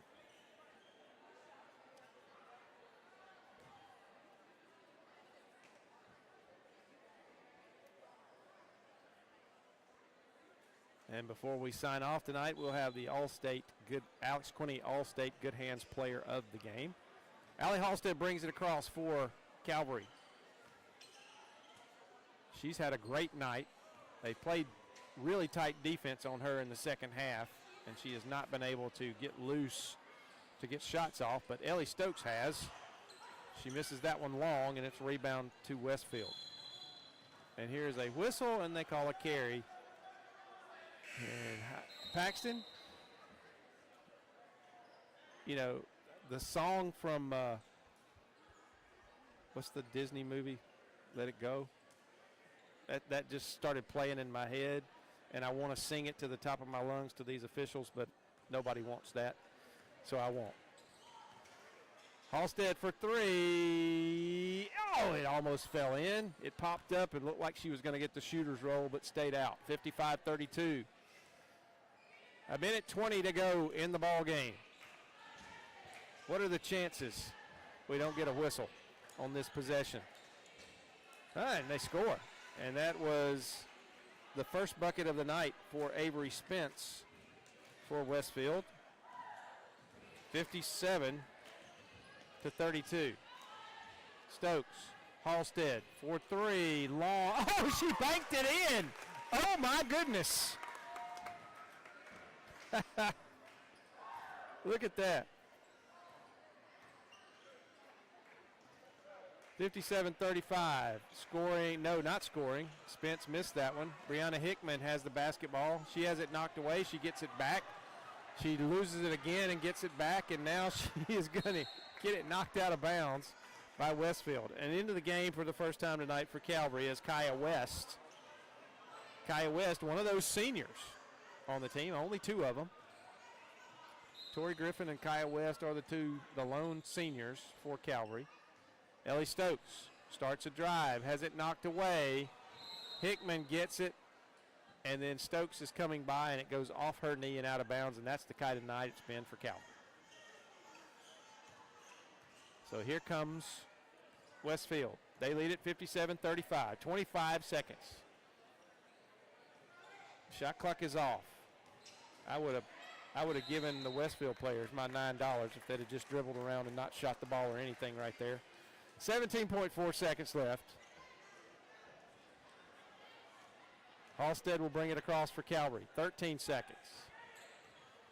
10 seconds now. Halstead for three. Long, no good. Rebound, Westfield. 4 seconds. 2 seconds. 1 second. Off the glass, no good. And there's your ball game. So Westfield comes in to Columbus and takes a 57-35 win over the Calvary Lady Knights. The two teams shaking hands now. A lot of positives in the game for Jonathan Norton and his very, very, very young basketball team. But Westfield gets the win, a much more experienced team. And our Alex Quinney All-State Good Hands player of the game tonight is none other than Allie Halstead. The 8th grader poured in, let's see, let me see if I do my math right. 13, 15, 16, 17, 20 points tonight for Allie Halstead. 20 points out of the 32 for Calvary. So what a night for the 8th grader, Allie Halstead. Congratulations to her. She's our Alex Quinney All-State Good Hands player of the game. And we're going to go away for a little while between games here. We'll have the boys action starting in about 12 minutes here on Georgia Alabama Sports Live. And thanks once again to our folks over at Middle Georgia Sports Live who are making this possible for the folks over in the area of Westfield. Hopefully we have some viewers over there. And stay tuned for more on Middle Georgia Sports Live throughout the rest of this year. We'll be back in a little while here on Georgia Alabama Sports Live.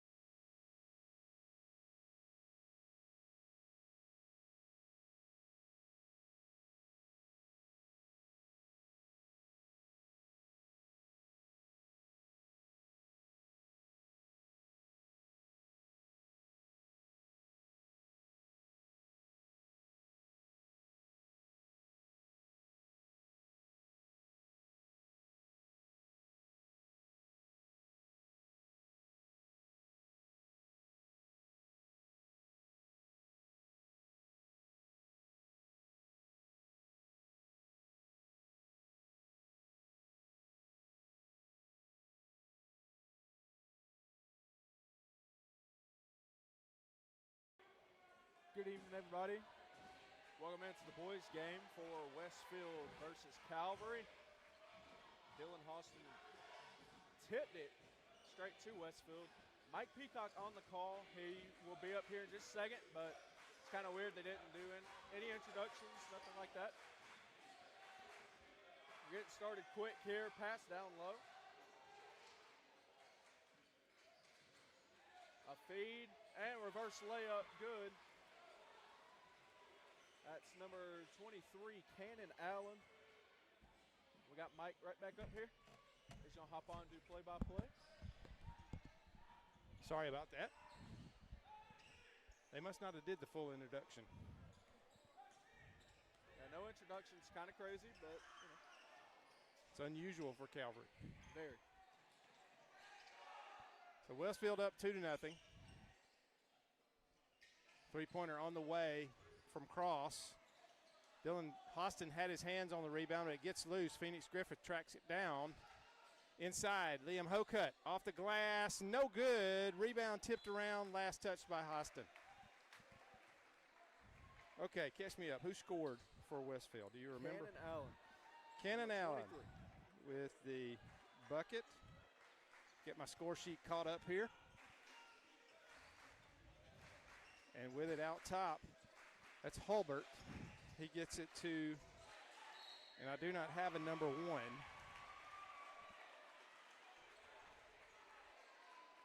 Maddox Davies with the bucket there. He's fouled, and he's going to go to the line to try to complete the three-point play. It's 4-0. I've got a number 1 who I don't know because he wasn't on their numerical roster. I had 2 number 12s. I'm going to say that number one may be Braden Churcher. And the number 12 that's on the court may be Patton Lambert.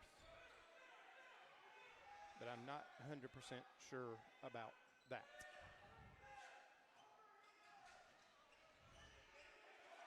That ball stolen. And here comes Westfield. Shot is good.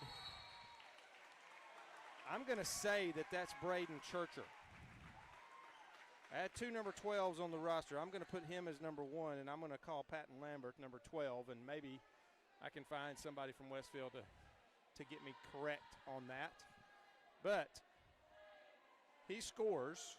That makes it 6-0, and Jonathan Gordon calls a quick timeout, a 30-second timeout, and he's got to get his guys to regroup here a little bit, Paxton, in the early going. Yeah, this game's starting out really quick.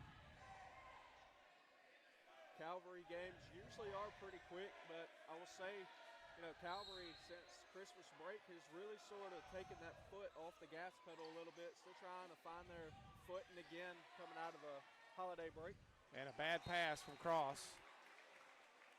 Full court man-to-man pressure from Westfield, and that was just a pass, a bad pass, too long. And Hulbert is going to kick it inside, blocked by Hostin. And Phoenix Griffith's going to finally track down the loose ball, and here comes Calvary. Welcome, everybody, in Middle Georgia Sports Live on our network there. Our brothers in arms over there, bringing this broadcast to you tonight, as well as here on Georgia Alabama Sports Live. Hostin will go to the line. He was fouled. I did not catch the number of who got that foul. And Hostin, one of the 3 impact players to watch here for Calvary. No doubt. The senior, and the first free throw is no good. Senior and, you know, incredible averages on the year. 16 points per game, 10.9 rebounds per game, and an outstanding 80% field goal percentage. Wow. So he scores the first point for Calvary, but it's still 6-1. And a nice pass, a nice give. That was Cannon Allen giving it over to Maddox Davies, and it's 8-1 now, Westfield. Griffith, Cross now with it between the circles. Gets it back over to Phoenix Griffith. Keyshawn Hall with it. Hostin going to start a drive. Switches hands, kicks it back to Keyshawn Hall. He starts a drive down the right side of the lane, in and out, no good. Rebound, Westfield. Calvary's And still Calvary's off got to a this very slow start. talented and young duo, guard duo in James Cross and Keyshawn Hall, 8th and 9th grade respectively. And Maddox Davis has 6, and it's 10-1 now. Cross drives it, has it knocked away by Hulbert from behind. And Paxton, I'm going to say that Westfield's going to have trouble keeping up this pace in this game. They already look, some of the guys look like they're out of breath. Yeah, definitely moving really quick. And as somebody who used to play in a fast-paced offense and defense, you do get winded very quick. Absolutely. Liam Anderson in now for Calvary. He starts a drive, and that's going to be a foul on Westfield. That's going to be on Davies.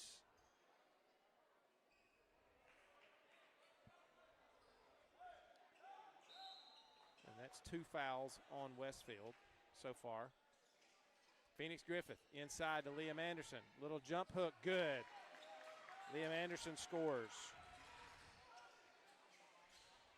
And he's a big name to get back for Calvary. He's been injured for a little bit of the year. And they're going to wait to call that foul. They called it about 6 seconds after it happened. Really not, maybe about 3 seconds after it happened.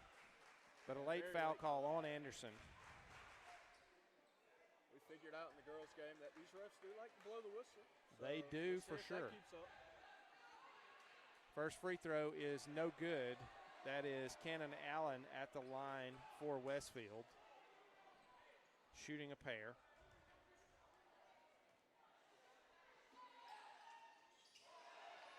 And a rebound goes to Westfield, a long rebound, and Matthew Chestnut is going to foul Patton Lambert there.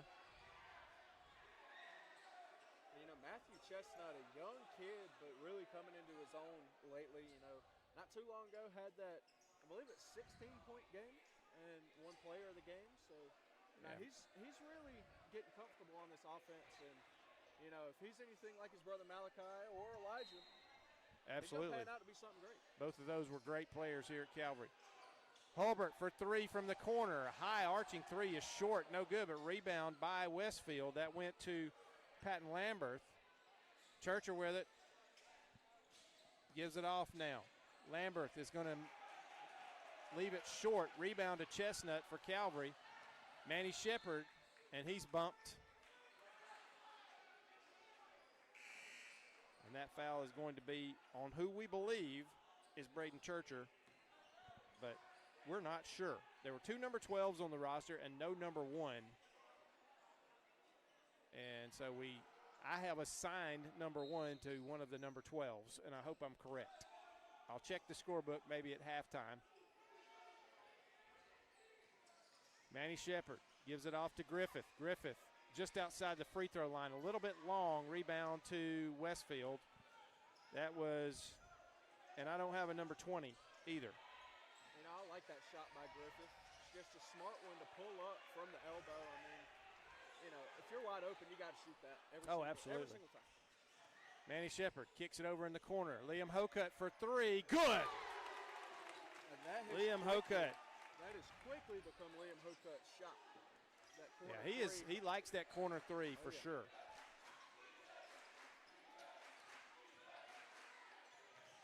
And I'm going to apologize. I don't have a number 20. There is a number 21 named Liam Sexton on the Westfield roster. I'm going to have to go check it, get a photo of the scorebook and make some corrections here maybe at halftime.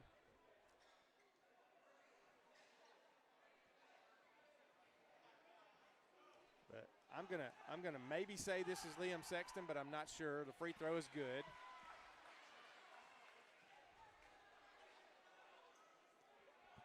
We'll get this roster fixed. We were using what was available to us on Max Preps. And he gets his own rebound. He's going to miss the layup, though. A rebound to Liam Hokut. Missed the second free throw. And it's 11-6.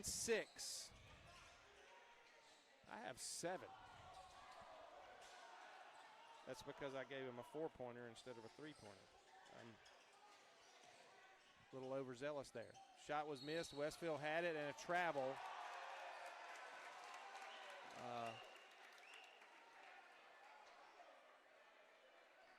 folks, don't forget, this is our Carroll Purdue State Farm first quarter of action here on the Master Wall Game of the Week for Calvary. And a turnover for Calvary, and a foul is going to be on Manny Shepard. Manny got off the floor, which is a no-no, especially when you're out on the wing. I was about to say, that's a cardinal sin as a defender. You got to box that guy out and not go jumping when he pump fakes, because that opens up a world of opportunity for them to cause some damage. I believe that's the third team foul on Calvary. That one went on Shepard.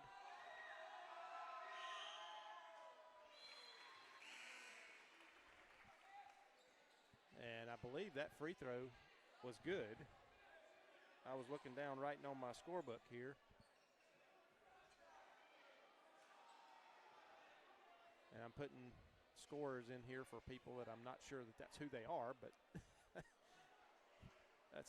that's the perils of not having a supplied roster every game.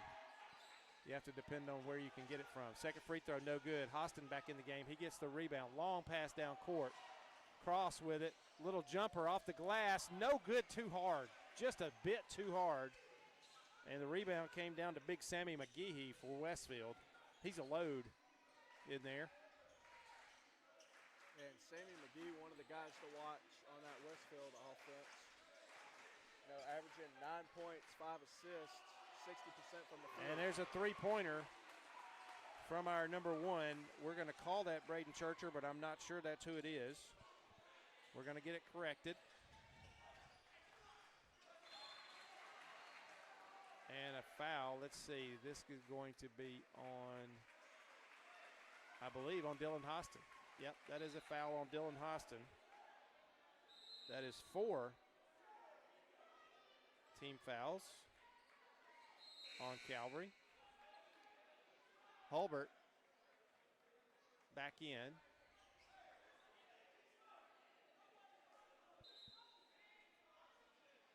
And the one of the players questioning, shouldn't they be shooting right now? There's only 4 fouls. And Hulbert, not the biggest out there, but, I mean, still on the year, 11 points per game, 2 assists, and 3 steals. Yeah, he's a quick little joker. I know that much. McGehee gets it on the wing. Back up top to Cannon Allen. Has it knocked away, but Hulbert's going to recover it. McGehee with it now out high. Over to Hulbert. Looks at the three, doesn't do it. And that ball's knocked away and stolen. Cross has it for Calvary.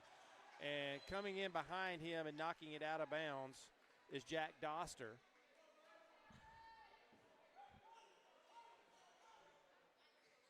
And Calvary will inbound. Hostin will trigger it in from the baseline. They trail at 15-6, 1:48 to go in this first period.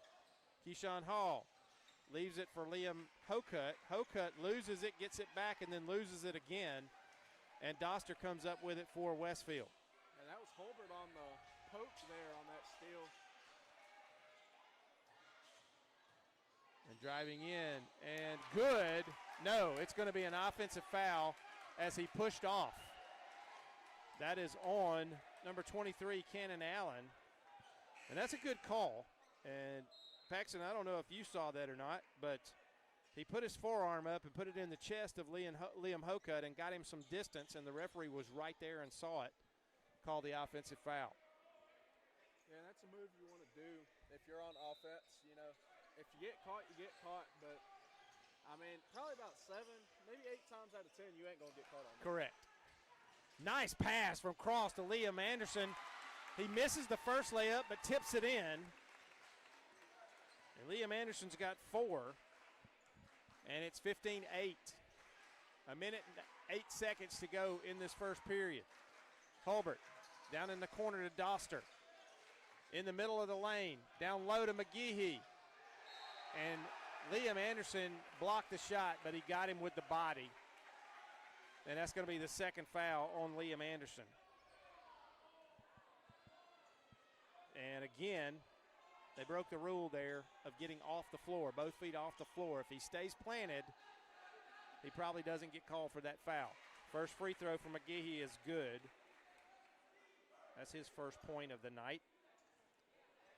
And Sammy's got one of those builds that it's hard to defend. You know, he's not super tall and he's not super wide. He's just built and he's stocky and he's hard to defend, and he proves it right there. Kick down to Hokut into Anderson, and very quickly hustling down the floor was Jack Doster to save a layup. As Liam Hokut made a nice no-look pass to Liam Anderson, and Doster came out of nowhere and knocked it away from Liam Anderson before he could get the shot off. Out high, Liam Hokut. He gives it to Cross. Cross, closely guarded by Hulbert out there. He's going to give it to Phoenix Griffith. Griffith around the left side to Hostin. Dribbles in, and he's fouled by Hulbert. And Hostin will go back to the line. He was 1 of 2 earlier. You know, with Hostin's size, I'm surprised he didn't go up and try to dunk that one. I mean, he was I right thought there he in was front of going the rim. to. I think he had a little bit too much traffic and misses the first free throw.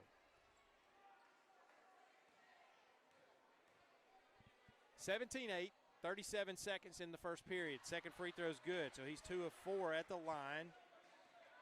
17-9 now. And we're down to 30 seconds here in the first period. Hulbert, right wing. Down in the corner to Doster. Skip pass. Over in the corner. On three-pointer on the way from Patton Lambert. That is no good. Rebound Westfield. Blocked by Hostin. And finally scoring is Patton Lambert.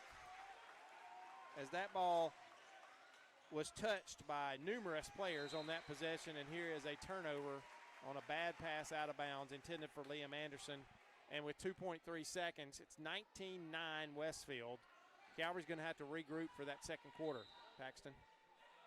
Yeah, you know, I think this speed and how Westfield has come out, that one almost went. It almost did, man. It was Calvary, and it's been hard for them to keep up. It has. So we're going to take a break here. Into the first period. We'll be back here on Georgia Alabama Sports Live and on Middle Georgia Sports Live in just a moment.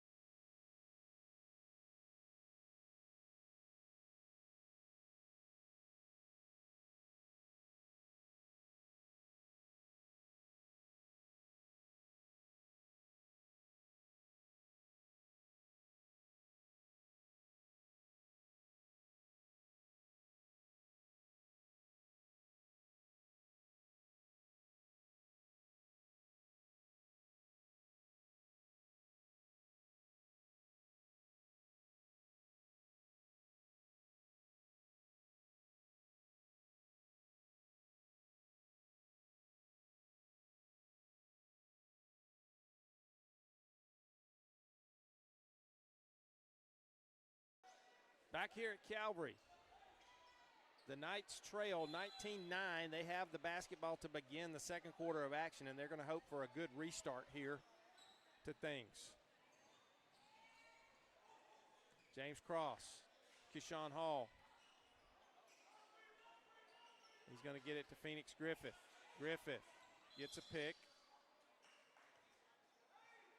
And there's a foul. That's going to be on Kennon Allen. That's his second, team's first of the second period. And Hall will inbound for Calvary. Cross with it in the backcourt. He's going to bring it across the half-court line. Give it to Hall. And they're going to call a carry. And I'm telling you, Paxton, you know, with the dribbling styles of kids now, that's not always a carry. Yeah, and especially with it coming on a handoff, I don't really understand that call. Exactly. With the basketball now. That was Maddox Davies, and knocked down and fouled down there, I believe, is Braden Churcher, but we may be wrong. We got to make some roster corrections because there are some numbers that weren't correct.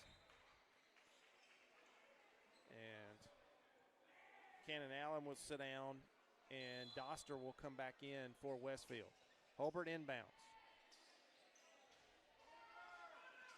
Holbert looks at the three, doesn't do it. Almost travels, doesn't. Inbounds, that is a bad pass. It's going to be taken by Liam Hokut off the carom. And here comes Calvary. They trail it by 10. Hokut for three. Short. Man, it looked good. Hokut inside the lane. Has that pass stolen.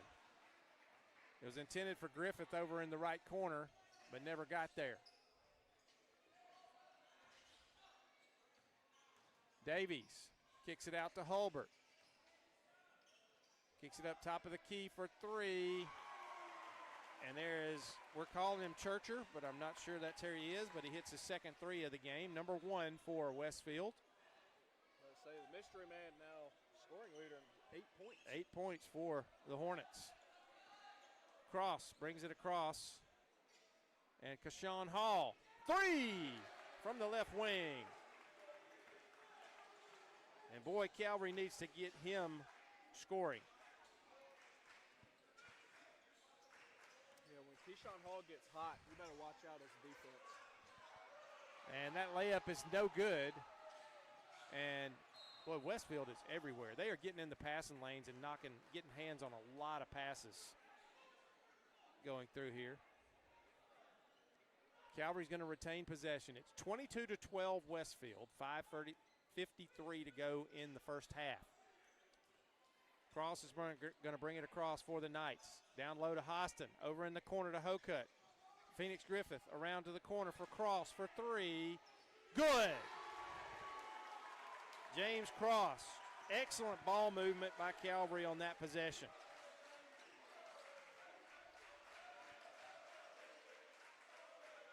Off the glass, no good. Rebound, Liam Hokut. And here comes Hostin across half court. He gets it down in the corner to Phoenix Griffith. Over to Cross, saves it. Starts a drive, up, off the glass, good! James Cross. That's what the kids call a little jelly layup right there. That put a little bit of English on it. Spun that one off the backboard. That's pretty. That was nice. And Westfield loses it momentarily, number 1. Starts a drive, stops in the lane, scores. He's got 10. We're going to get the name corrected. I've been calling him Braden Churcher, just guessing, but that may not be right. Maybe furthest from right. Hall for three, short. Rebound, Westfield. 24-17, 4.5 minutes to go in the second period. Knocked away, stolen by Hall. Hall, 2-on-2, in the lane, off the glass, no good, hard, and Hostin's going to knock it out of bounds. A big scoring chance thwarted right there. Missed layup by Keyshawn Hall. And Davies inbounds it to Holbert for Westfield. They lead it 24-17.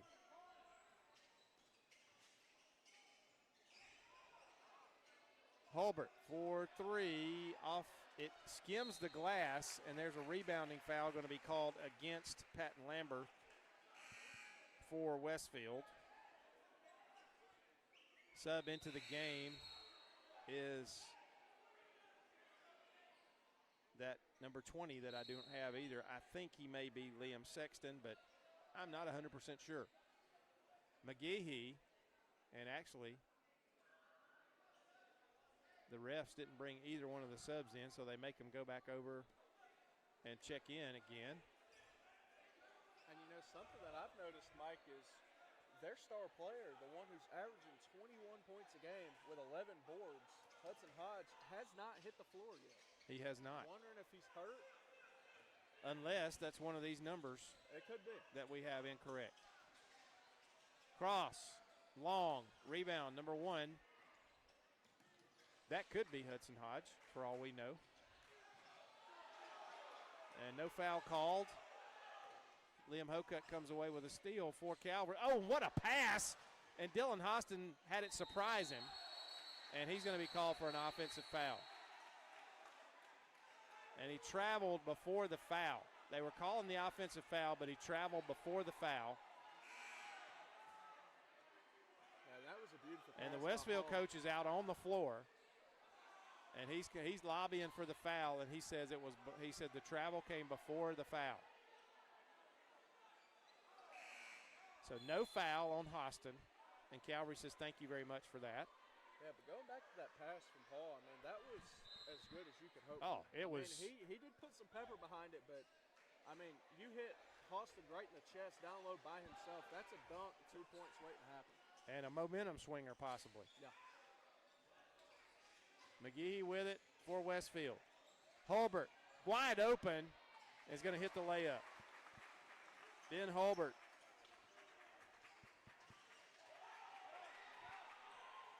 Okay, inside to Manny Shepard, good.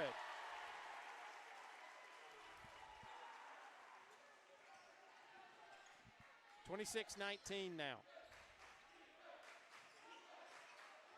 McGee on his knee, timeout, Westfield. That's going to be a 30. We'll keep it here. Quick timeout called by the coach.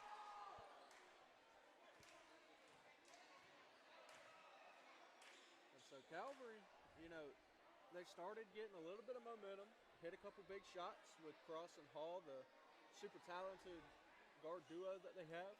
They need to get them more involved. Hostin, of course, you know, he's missed a few opportunities tonight, but for the most part, I feel like Calvary has been playing okay, but I really think it's just the speed of Westfield that is really messing with them. Yeah, Westfield, a lot of quickness. They're getting hands in those passing lanes. They're getting their hands on the ball. And Calvary just probably needs to calm down just a little bit and not try to equal that adrenaline that Westfield's playing with and play their game of basketball. It's sort of like in baseball when you have a pitcher who's throwing hard. When you come to the plate, you don't swing harder, you swing sooner. Yeah. And you keep the calm about you. And that's what Calvary kind of needs to do here, just take a deep breath and settle in and start playing their game. Hulbert, right wing. It's 26-19. 7-point lead.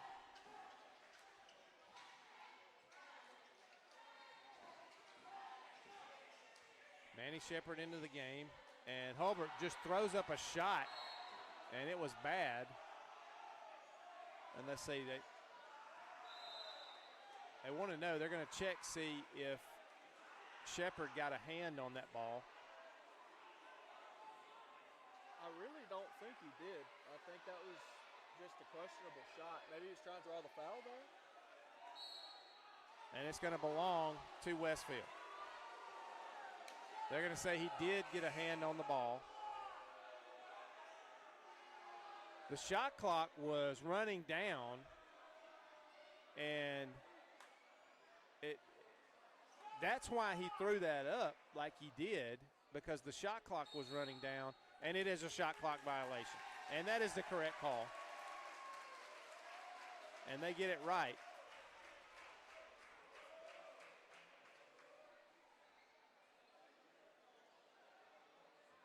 And so Calvary basketball.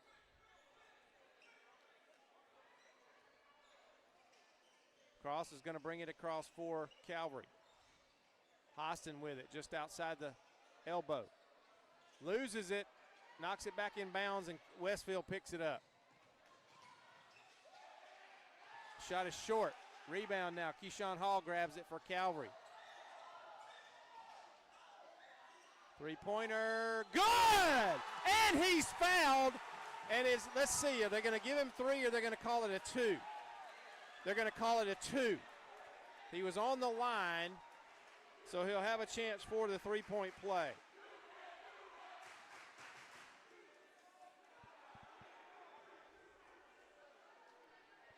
I didn't see who the foul was on. Doesn't really matter. I'm not official anyway. Free throw is good.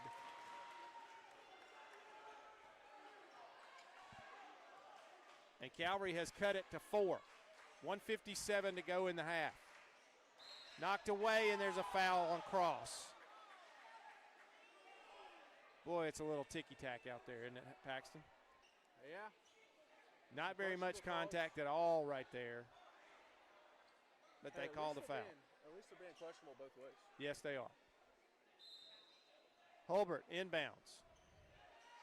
McGehee with it for the Hornets. Holbert now on the wing. Our man number 1 and our man number 20. And McGehee loses it out of bounds, and that's off himself, and it goes to Calvary. I think it was knocked down and off the knee of McGehee up into the students, mostly baseball players, and having a good time. And here comes Keyshawn Hall. Nice pass to Liam Anderson off the glass. Too hard, gets his own rebound. Too hard again. Hostin had a hand on it but couldn't corral it, and Westfield comes away with it. So 2 easy opportunities missed by Calvary. The kick over for 3. No good, long, an air ball. And here comes Liam Anderson. And he lays it, and it's short, but he's fouled. And how in the world did that ball get laid up short? Coming in very fast was number 20, and we believe that may be Liam Sexton, but we're not sure.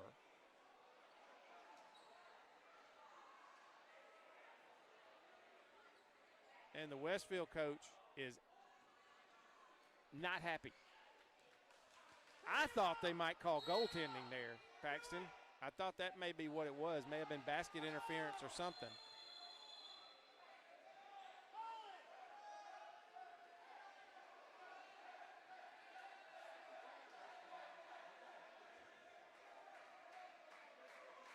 I don't know if he got a bench warning there, and I'm not sure how you get a bench warning before you get a technical, but he has been absolutely hammering the official on that side. And now he's going to get an explanation.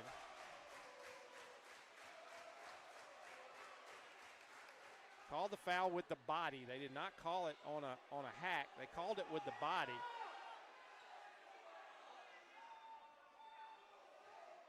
And quite frankly, I've been in a lot of gyms, and I've coached on a lot of sidelines, and if I acted like that, I would have had a technical. I'm just going to be honest here. Absolutely. Because I did sometimes, and I got a technical. I ain't going to lie to you.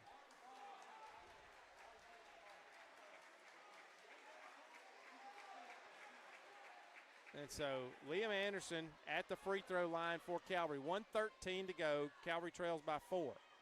First free throw is no good. Mike, you still got that $9 in your pocket? I do. I have my $9. Get these referees a Snickers bar, because you're not you when you're hungry.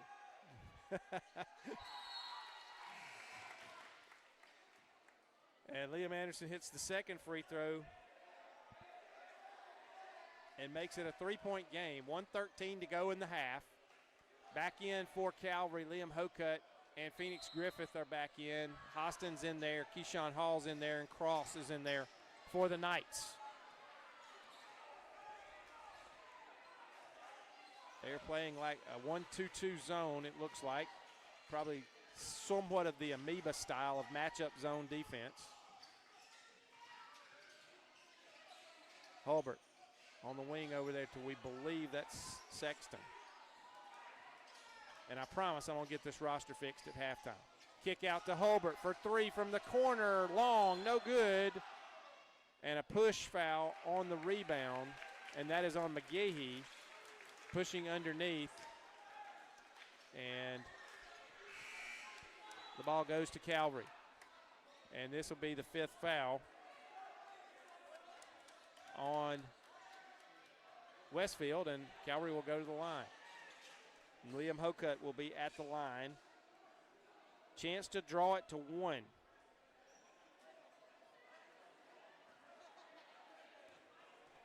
First free throws of the night for Hokut. First one is good. Hokut now up 6 points himself. 26-24. Second one good.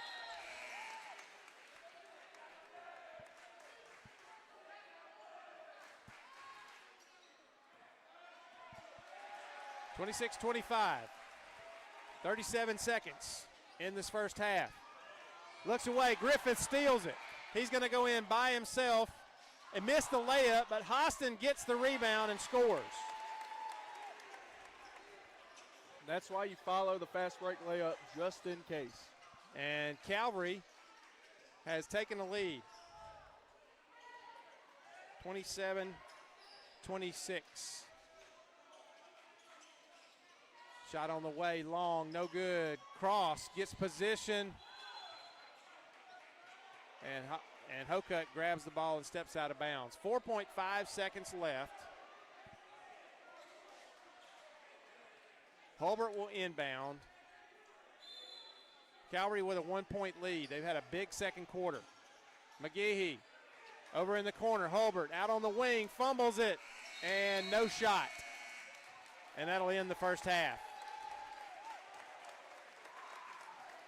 So, a flurry of action in that second quarter, but a big second quarter for Calvary. They did exactly, Paxton, what they needed to do.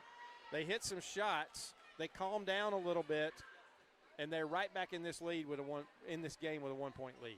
Yeah, to add on to that, I think Westfield finally started to tire out from running so fast. They slowed down just a little bit, and they were still shooting. They still got plenty of opportunities, just started missing here and there, and Calvary took advantage of it like you're supposed to do. But I'm interested to see how this second half is going to go. Absolutely.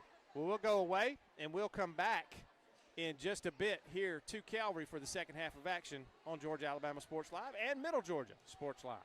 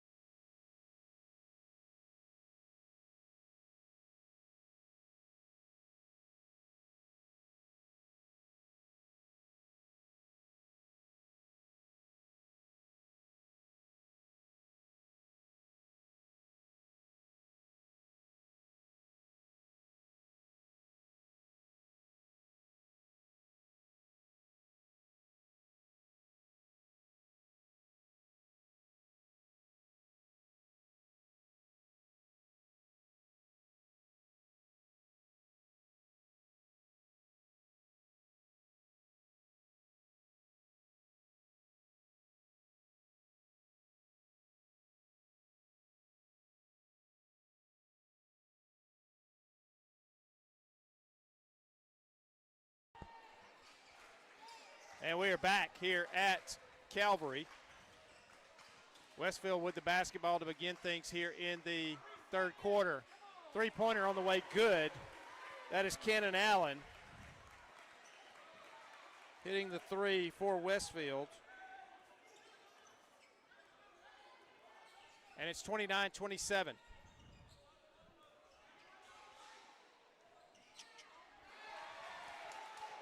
And that shot good by Hostin.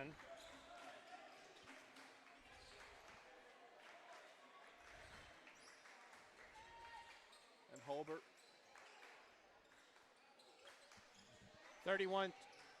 29 all, excuse me.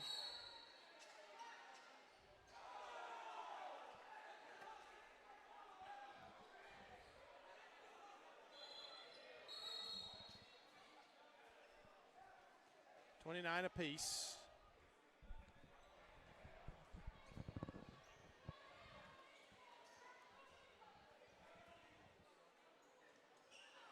$7:08 to go in the third period.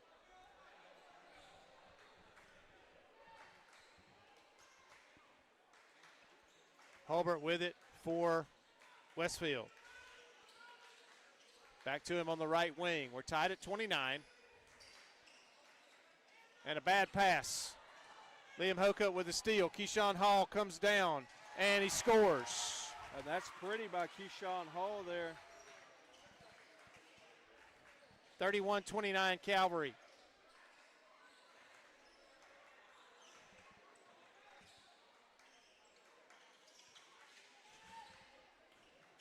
Cannon Allen has that one stolen. Keyshawn Hall coming down, kicks it over to Cross, off the glass. No good. Another missed layup for Calvary. Cannon Davies has it stolen. Or excuse me, not Cannon Davies, Maddox Davies.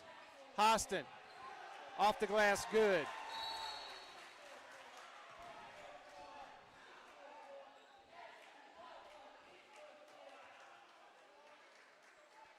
And that's a flop warning. I just got that. That is a flop warning on Westfield, as with minimal contact from Hostin there, player flopped to the floor trying to get a call, and that's a flop warning. That was just a pretty move by Hostin. Nothing dirty about that.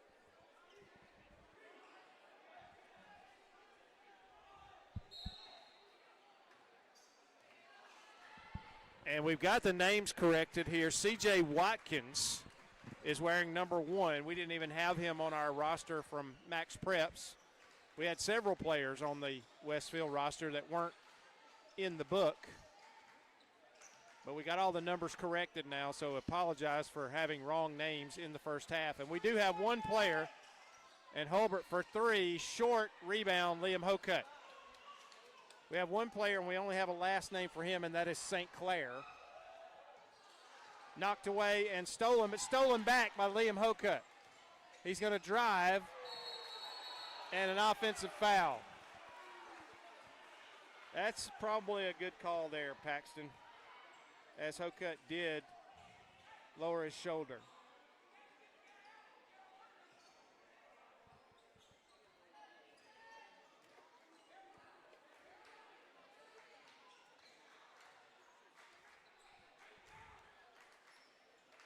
And Holbert going to get it now. And a whistle. It's going to belong to Calvary.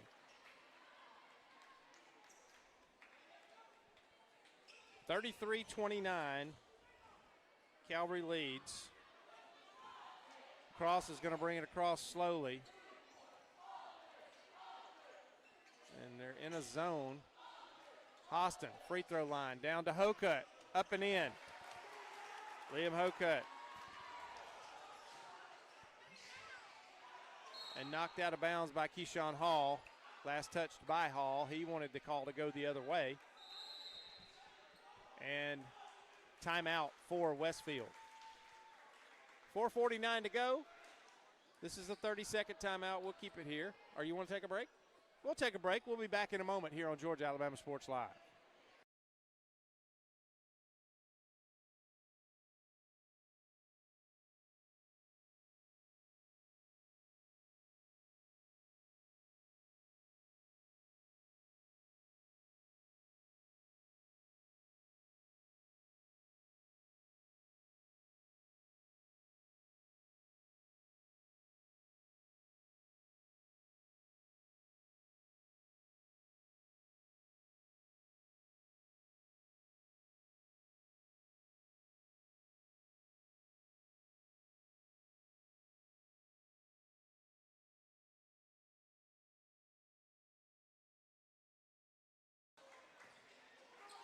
Back here at Calvary. Westfield with the basketball. They trail now 35-29. Calvary with a little run to start things here in the second half. Davies misses and rebound to Dylan Hostin. He brings it across. He needs to slow down, get it to a guard. And they're going to call him for carrying the basketball. I don't think he carried there. Again, I don't always agree with that call. It's got to be obvious for it to be a carry. Just because you bring your hand over does not mean you're carrying the basketball. And it's just a natural dribbling for him, too. Like, technically, any dribble should be a carry because that's how you got to dribble it. And here's whistles. Let's see. The officials are going to confer here. That's a jump ball as they pinned it, and it belonged to Calvary. Good defense. I believe that was Cross as he pinned it to the hand of the Westfield player, and they call a jump ball there. And the coach doesn't agree again. But that's not unusual tonight, and sometimes, be honest with you, Paxton, I don't blame him.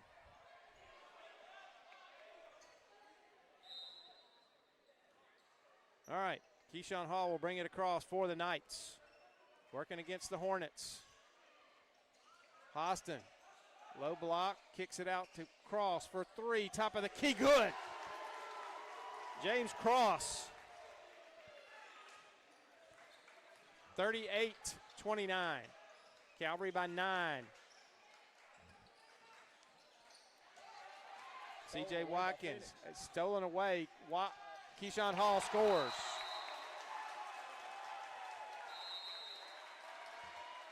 And there's a timeout again for Westfield as Calvary has gone up 40-29. This is a full timeout.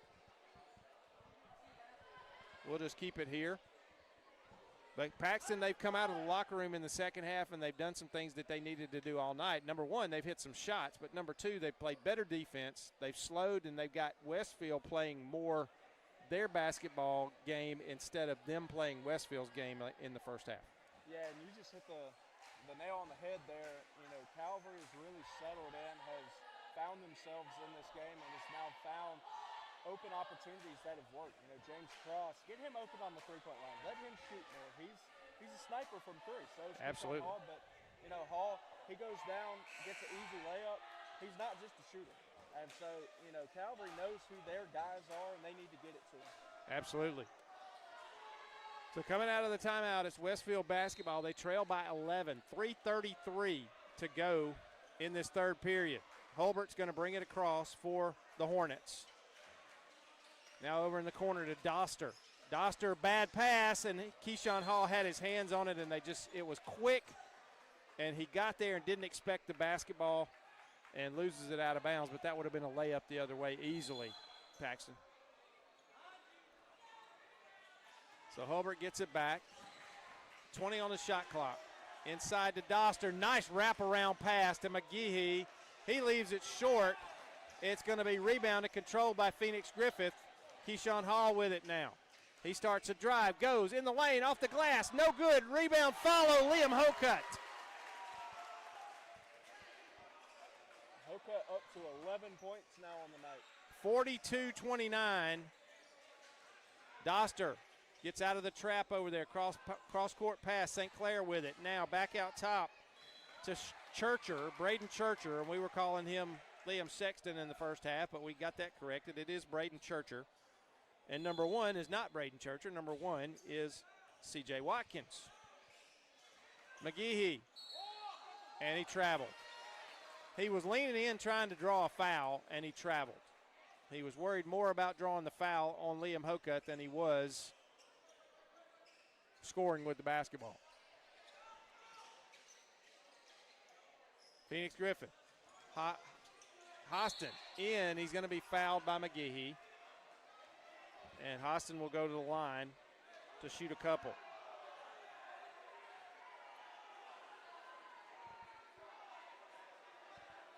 And McGehee doing what you can't do as a player and starting to get into it with the fans. To interact with the student section. You don't want to interact with this student section because they will make you pay.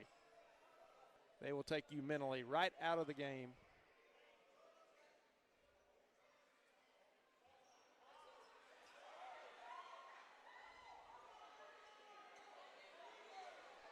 2 shots coming for Hostin. And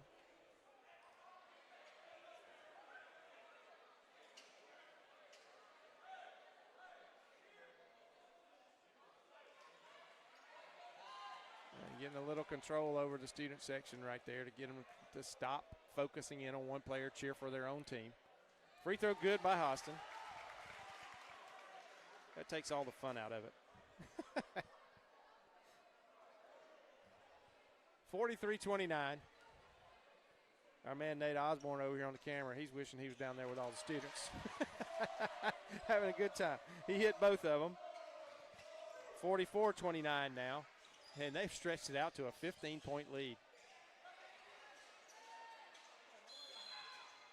And a whistle. Timeout, Westfield. That's another full timeout. And the coach is really livid with his team right now. Let's take a quick break. We'll be back in a moment.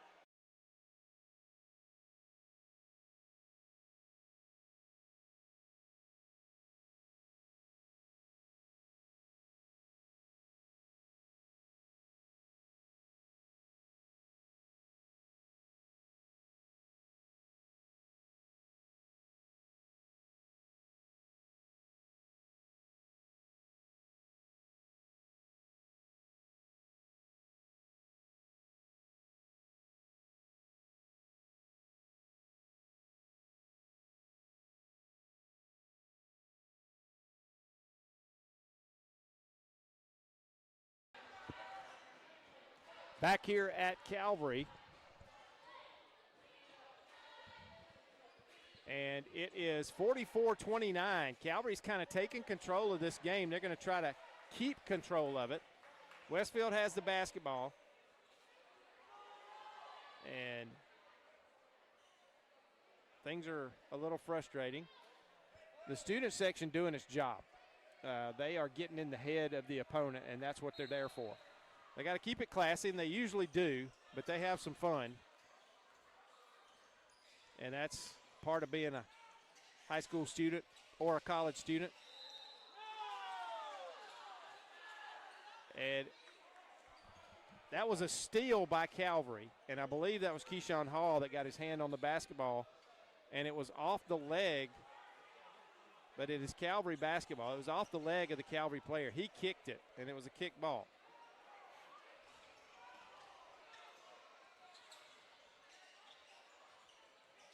Keyshawn Hall down the lane. Oh, nice scoop pass. Dylan Hostin scores. Keyshawn Hall just scooped it behind his back, and Hostin scores, and it's 46-29 now.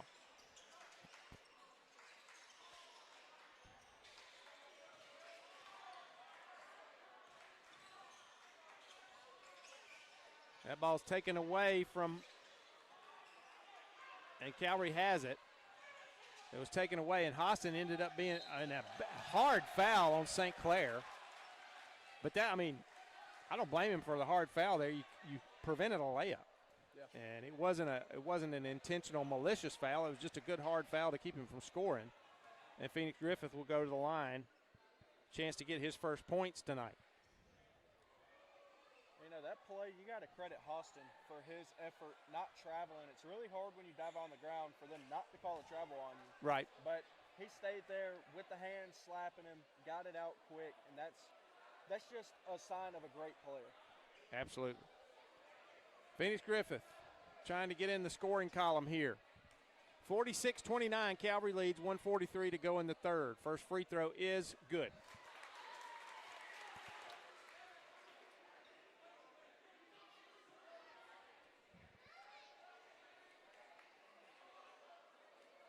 And another discussion from the coach with one of the officials. Phoenix Griffith with the second shot upcoming. And it falls off no good. 47-29. Calvary by 18.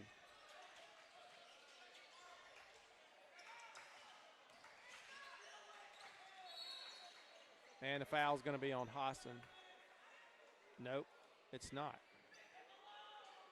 What is the foul here?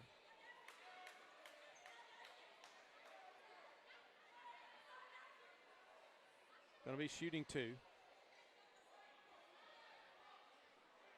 That's going to be on Cross. I think they called that on James Cross. I've about lost it on keeping up with fouls now, so I'm just not going to try anymore the rest of the game.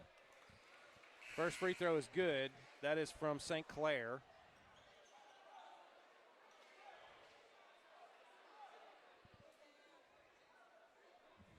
(47-30), a minute 32 to go. Second free throw coming up. It is short, no good. Rebound, Hostin loses it, but right to Liam Hokut. And just a lazy pass from Liam Hokut, and he gets a break there as they bail him out and turn it back over. Hokut, top of the key. Spins, going to kick it out now. Manny Shepard for three. Short. Rebound. Phoenix Griffith, though, with the long rebound. Cross court to Keyshawn Hall. Nice pass inside. Liam Hokut scores. What a look. And Mike, Keyshawn Hall is dicing them up with these passes right now. This is incredible to watch. St. Clair goes to the basket. And Liam Hokut, really all he had to do was keep his feet planted right there and take the contact, but he started backing up, and it's going to be the foul on Hokut. And going to the line will be St. Clair again, and I apologize for not knowing Mr. St. Clair's first name, but that's all they had in the book.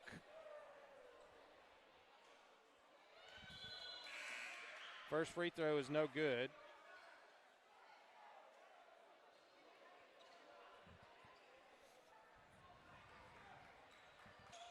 (49-30)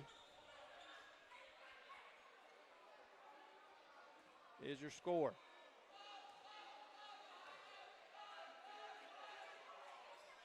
Second free throw good. 49-31. Off the glass, no good. Liam Anderson with the rebound, and he's fouled from behind. He did a smart thing. He tried to go right back up with the basketball, and he'll go to the line and shoot a pair. No, they're going to say he did not get the shot off, and they're going to put it on the baseline. I thought he immediately went back up with the ball, and they were going to call it a shooting foul. But who am I? I'm just a radio guy, or a PA, or a play-by-play guy. Inside, and Liam Anderson loses that pass.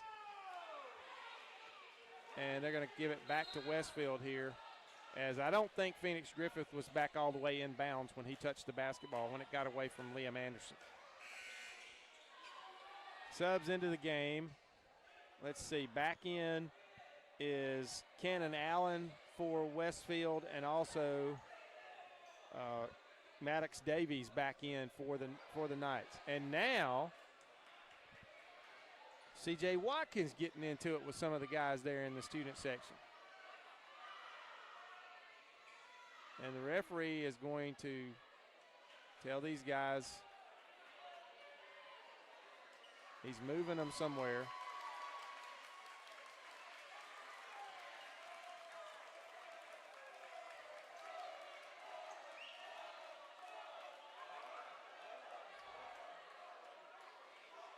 And I don't know if this has been a warning or what, but these guys are moved totally away from the student section.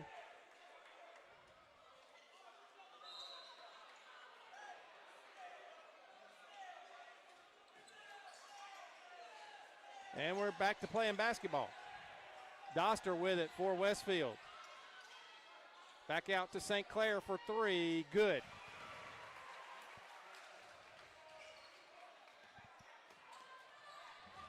(49-34). Hostin jumper good. That's a two-pointer, a long two-pointer, about an 18-footer. And Dylan Hostin makes it 51. And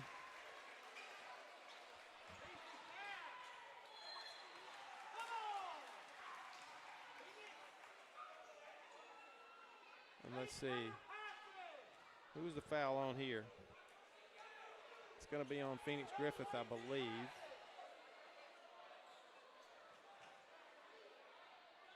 Referee getting his shoe relaced down there. 6.9 seconds left in this third period. Calvary leads it 51-36.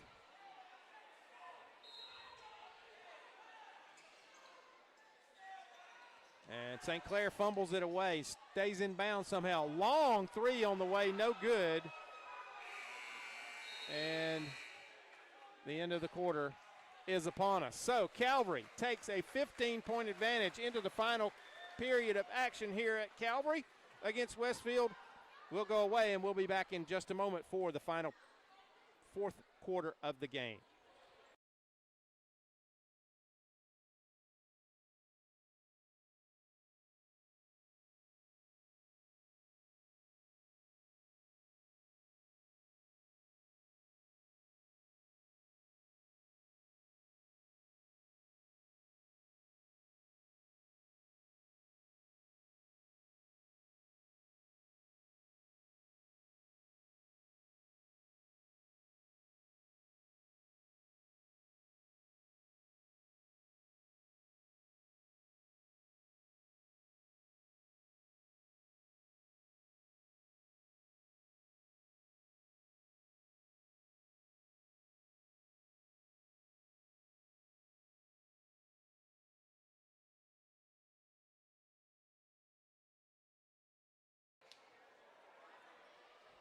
Back here at Calvary, beginning of the fourth quarter, Westfield will have the basketball.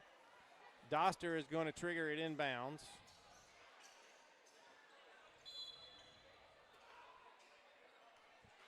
(51-36) Calvary, just underway in the final period. Doster gets it over to St. Clair, has it knocked away briefly, but gets it back. Doster kicks it out in the corner. That is Kennon Allen. His shot no good. Rebound knocked away, or Keyshawn Hall, and his pass is stolen, but Dylan Hostin takes it away. And he misses two shots. Liam Anderson off the glass, no good. Gets the rebound again. Kicks it out now to Keyshawn Hall. And 3 seconds in the lane.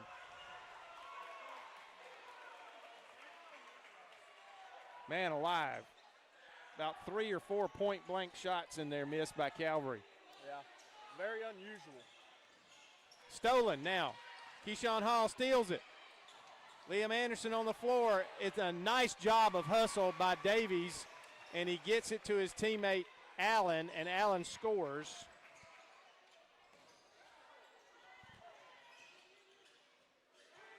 And it's 51-38. Shot was no good by Calvary. And here comes Westfield. Corner and a travel. And he did. C.J. Watkins with the travel. Subs in. McGee's back in. And also in for Westfield is Braden Churcher. Again, we apologize for having the names wrong in the first half, but boy, it took a little while to find the correct roster. Most of the GIAA schools are correct on Max Preps. However, that does not apply to Westfield. Not even close. There are quite a few scratch-throughs and add-ons that we had to make to our list, but hey, we got them right now, and that's all that counts. Absolutely. Hostin going to take some time. He's over high on the left wing, get some instruction from Coach Gordon. Pulls up a jumper, short, rebound Westfield. That was not a good possession for Calvary. Three-pointer on the way from Allen, rebound to Hostin, out to Manny Shepard. Shepard into cross, reverse layup, good. Nice job right there. And James Cross scores. And it's 53-38. A miss by Westfield and a rebound to Calvary. And a lot of contact.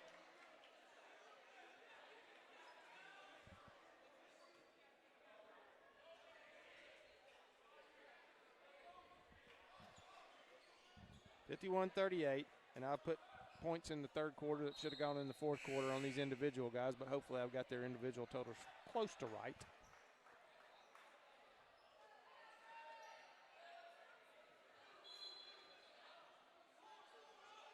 Inbounds to Cross. 53-38, Calvary with the lead. He brings it over, gets it to Phoenix Griffith, kicks it out. Manny Shepard. Manny drives inside the lane, off to Liam Anderson. And a travel on a jump stop. I'm not sure that was a travel, folks. That was just a straight jump stop. Hulbert for three, long, no good. Rebound, Liam Anderson. He gets it to Phoenix Griffith, who goes up and scores. Griffith with his first field goal. 55-38, back to a 17-point lead. Timeout. Let's see, the timeout was called by Westfield again, and this is another full. So we'll keep it here. And let's see. We're going to check the score of the college football playoff. It is 34-7, Indiana. If you're not a believer in the Hoosiers, you're in the minority. And somebody told me the other day, yeah, but their game with Oregon, it's hard to beat somebody twice in the season. I said, but they're not playing in Oregon this time. And they're not. They're playing in Atlanta, and they're having a blast. All right, back to action here at Calvary. C.J. Watkins with it for the Hornets. He's going to give it to Hulbert. Hulbert inside. McGehee out in the corner. Now back to Hulbert for three. Good. Ben Hulbert. And it's 55-41. Phoenix Griffith working against pressure. Gets it down. Bad pass. Ill-advised pass. Knocked away by McGehee, but it'll belong to Calvary. Cross will inbound. Up to Hostin, way out high near midcourt. He's going to start a drive.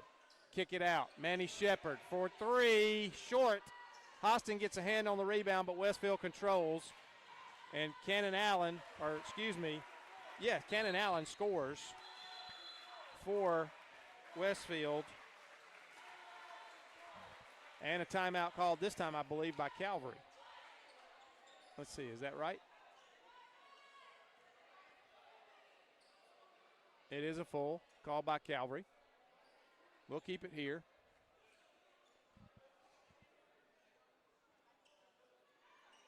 Let's see, do we have any action tomorrow on Georgia Alabama Sports Live?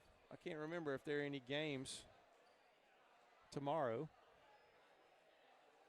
As I said earlier, if you're a fan of college basketball, come on out to CSU 1:30 and 3:30. Yeah, we've got Carver at Spencer tomorrow, 6 o'clock. Manchester at Harris County at 6 o'clock. So a couple of games will be here on Georgia Alabama Sports Live. Of course, the Harris County game will be courtesy of Kudzu. Rick Beach and the bunch up at Harris County.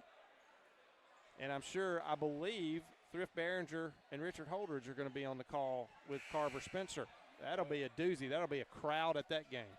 And they will be loud. It's always loud, and it's always a party when Big Rich is on the call. So Calvary will bring it full court. It's 55-43. Westfield has cut it to 12 here with 4:49 to go. Calvary's been a little sloppy, to be honest, in this fourth quarter. And there they are again, another steal. Hulbert kicks it out. The drive. Cannon Allen scores. What a nice move by Cannon Allen. And they've cut it to 10, 55-45. Cross.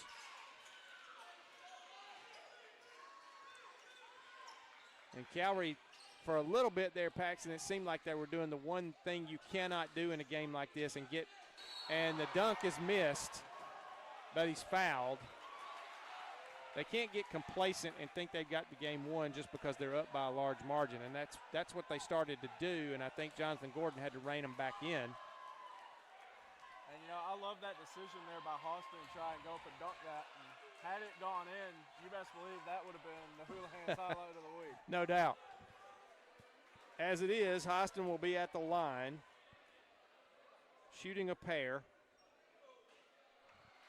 I have him with 6, 8, 10, 12 points right now.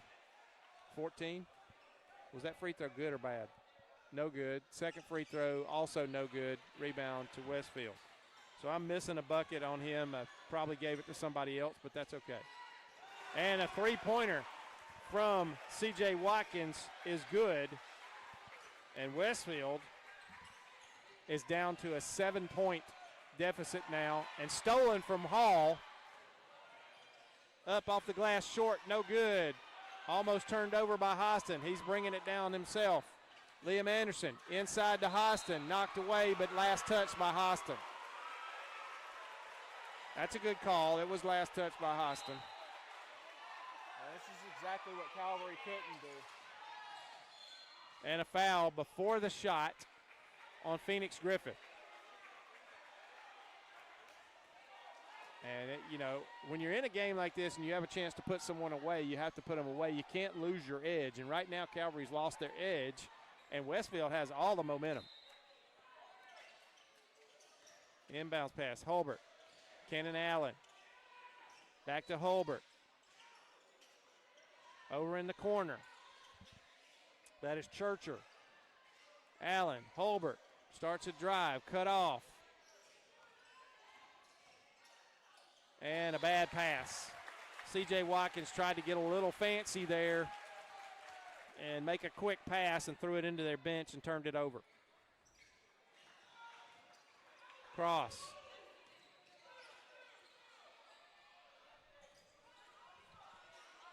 Calvary trying to regain control and get the momentum back here. Keyshawn Hall, separation, jumper, no good. Rebound, Liam Anderson, good.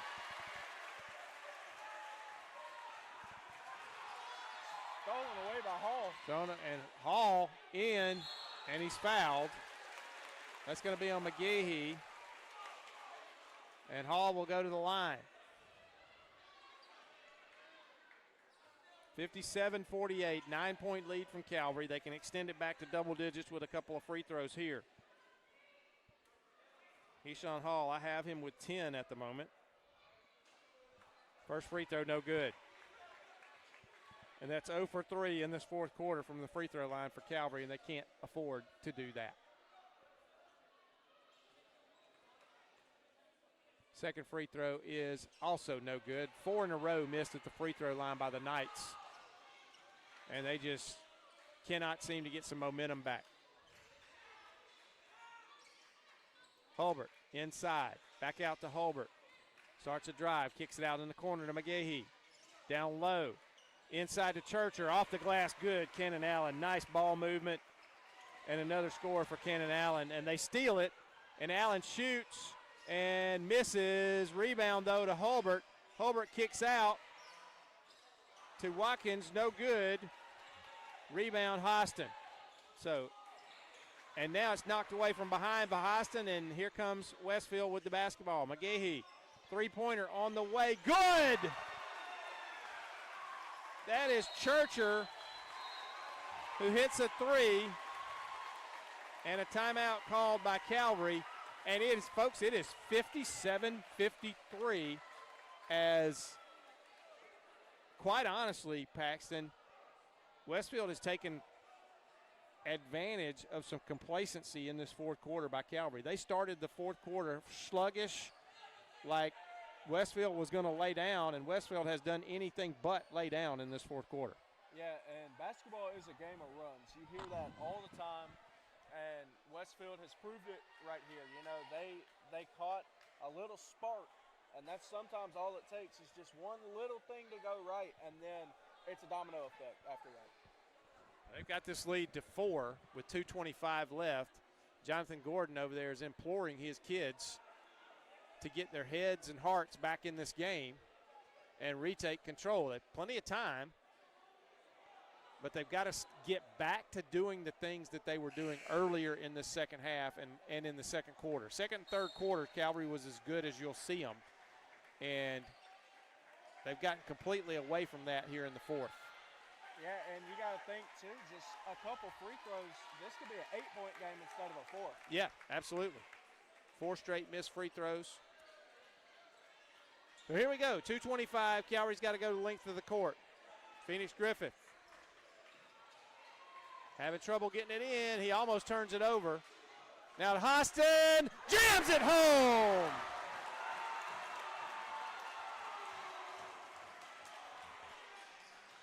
(59-53). That got the student section back in it. Kicked over in the corner. Cannon Allen has it knocked away by Keyshawn Hall and stolen. Griffith ends up with it. Hall, that's knocked out of bounds. It'll belong to Calvary. Good hustle in there by Braden Churcher to get back and get a hand on it and knock it out of bounds. The big dunk by Hostin, they've been wanting that all night, and they finally got it open, and he jammed it home.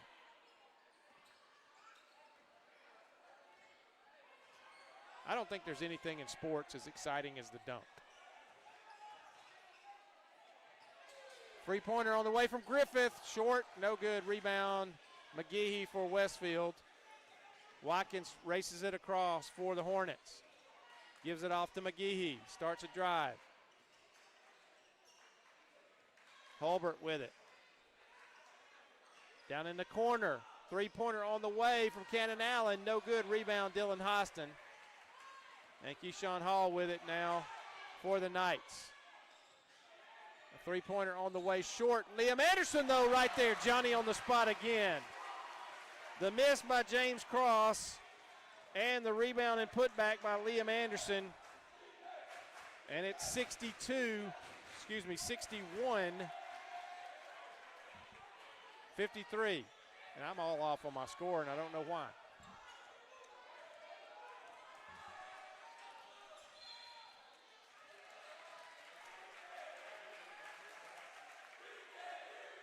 I had it at 60 to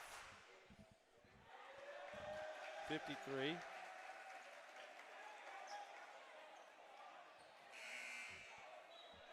And that would have been a two-pointer, and I had it 62-53, but the scoreboard says 61. And I'm assuming the scoreboard's correct, but I don't know how. 55 seconds left in the game. Calvary with an 8-point lead, 61-53.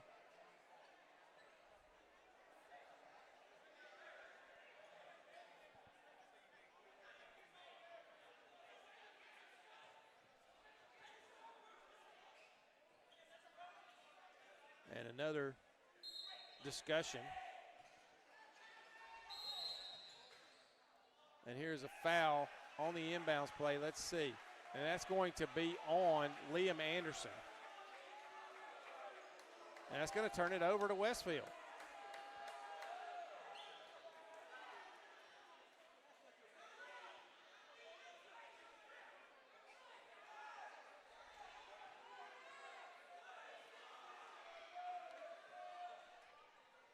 .53 seconds.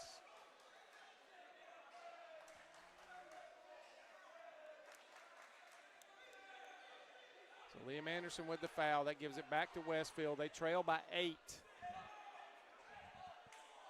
We got another discussion at the scorers table. Not sure what about.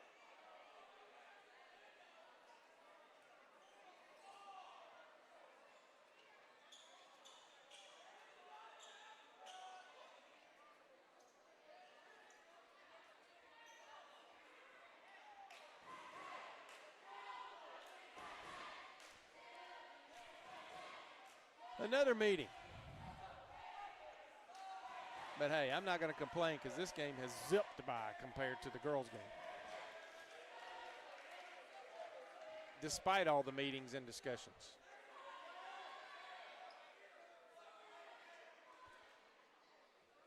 And they're going to put 1 second back on the clock. And it's 54 seconds. Okay, all that for 1 second. 1 second deserved that much meeting time.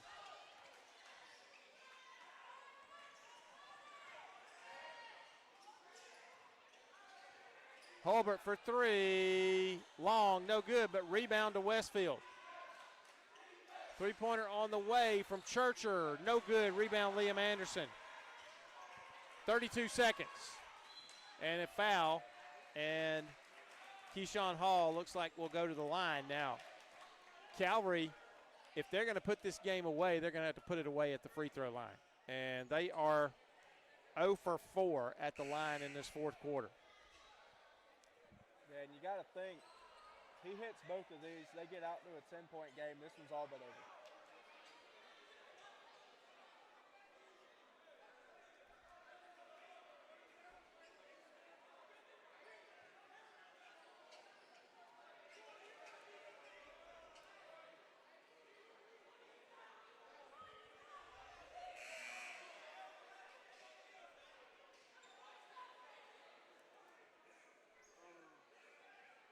We got another discussion. Somebody fouled out, evidently, and the coach didn't know that they were fouling out.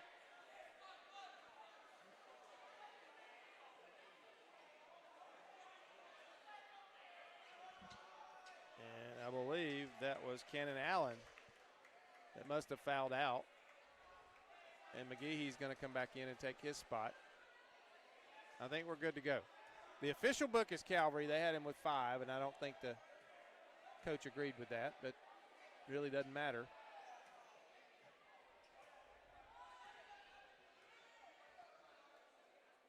Keyshawn Hall. No good. 0 for 5 from the free throw line in the fourth quarter.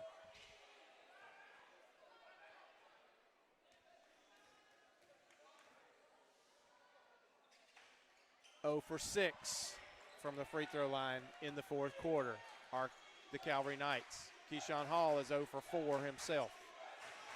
Three-pointer on the way, no good, short. Rebound, Hulbert inside, and blocked by Liam Anderson, and a foul, I believe, by Hulbert. Liam Anderson with a big block. Well, Liam Anderson has been Johnny on the spot on both ends of the floor in this fourth quarter. He might be the reason, Paxton, they're still leading right now.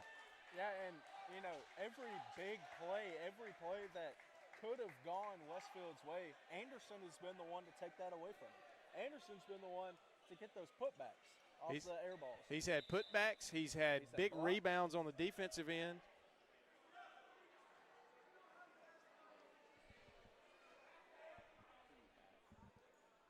I got to make a decision on that. Nate's asking me. We got the Alex Quinney All-State Good Hands Player of the Game, and I got to make a decision on that one coming up. There's some candidates here.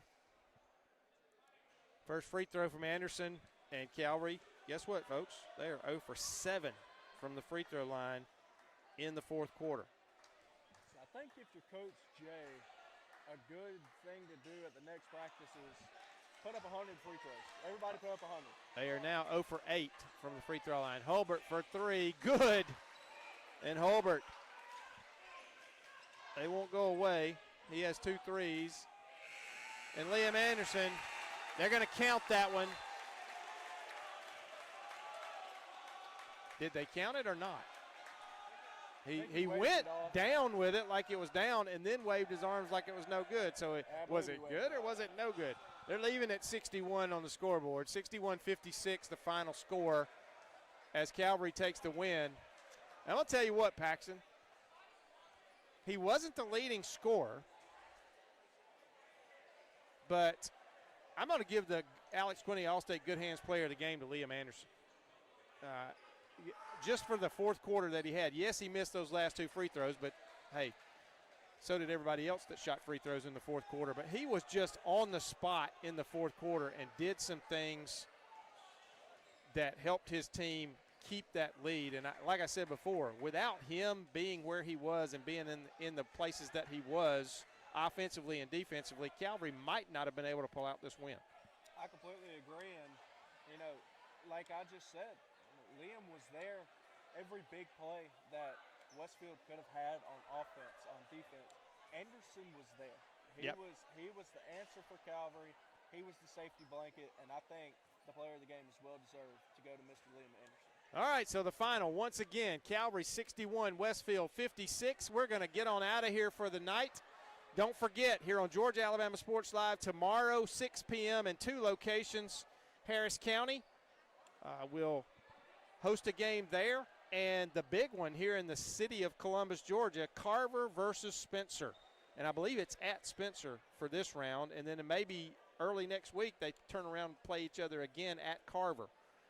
So I may have that backwards, but at any rate, they're going to play each other home and home within just a few days of each other. So both of those will be big ones in the city of Columbus.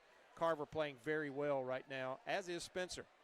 Ladies and gentlemen, and thank you to our crew. Thanks to Paxson. Thanks to Nate Osborne here, our cameraman tonight. And thanks to all the folks at Middle Georgia Sports Live who got this one on the air and broadcast it with us tonight. And thanks to everybody who viewed here tonight on Georgia Alabama Sports Live. We appreciate it.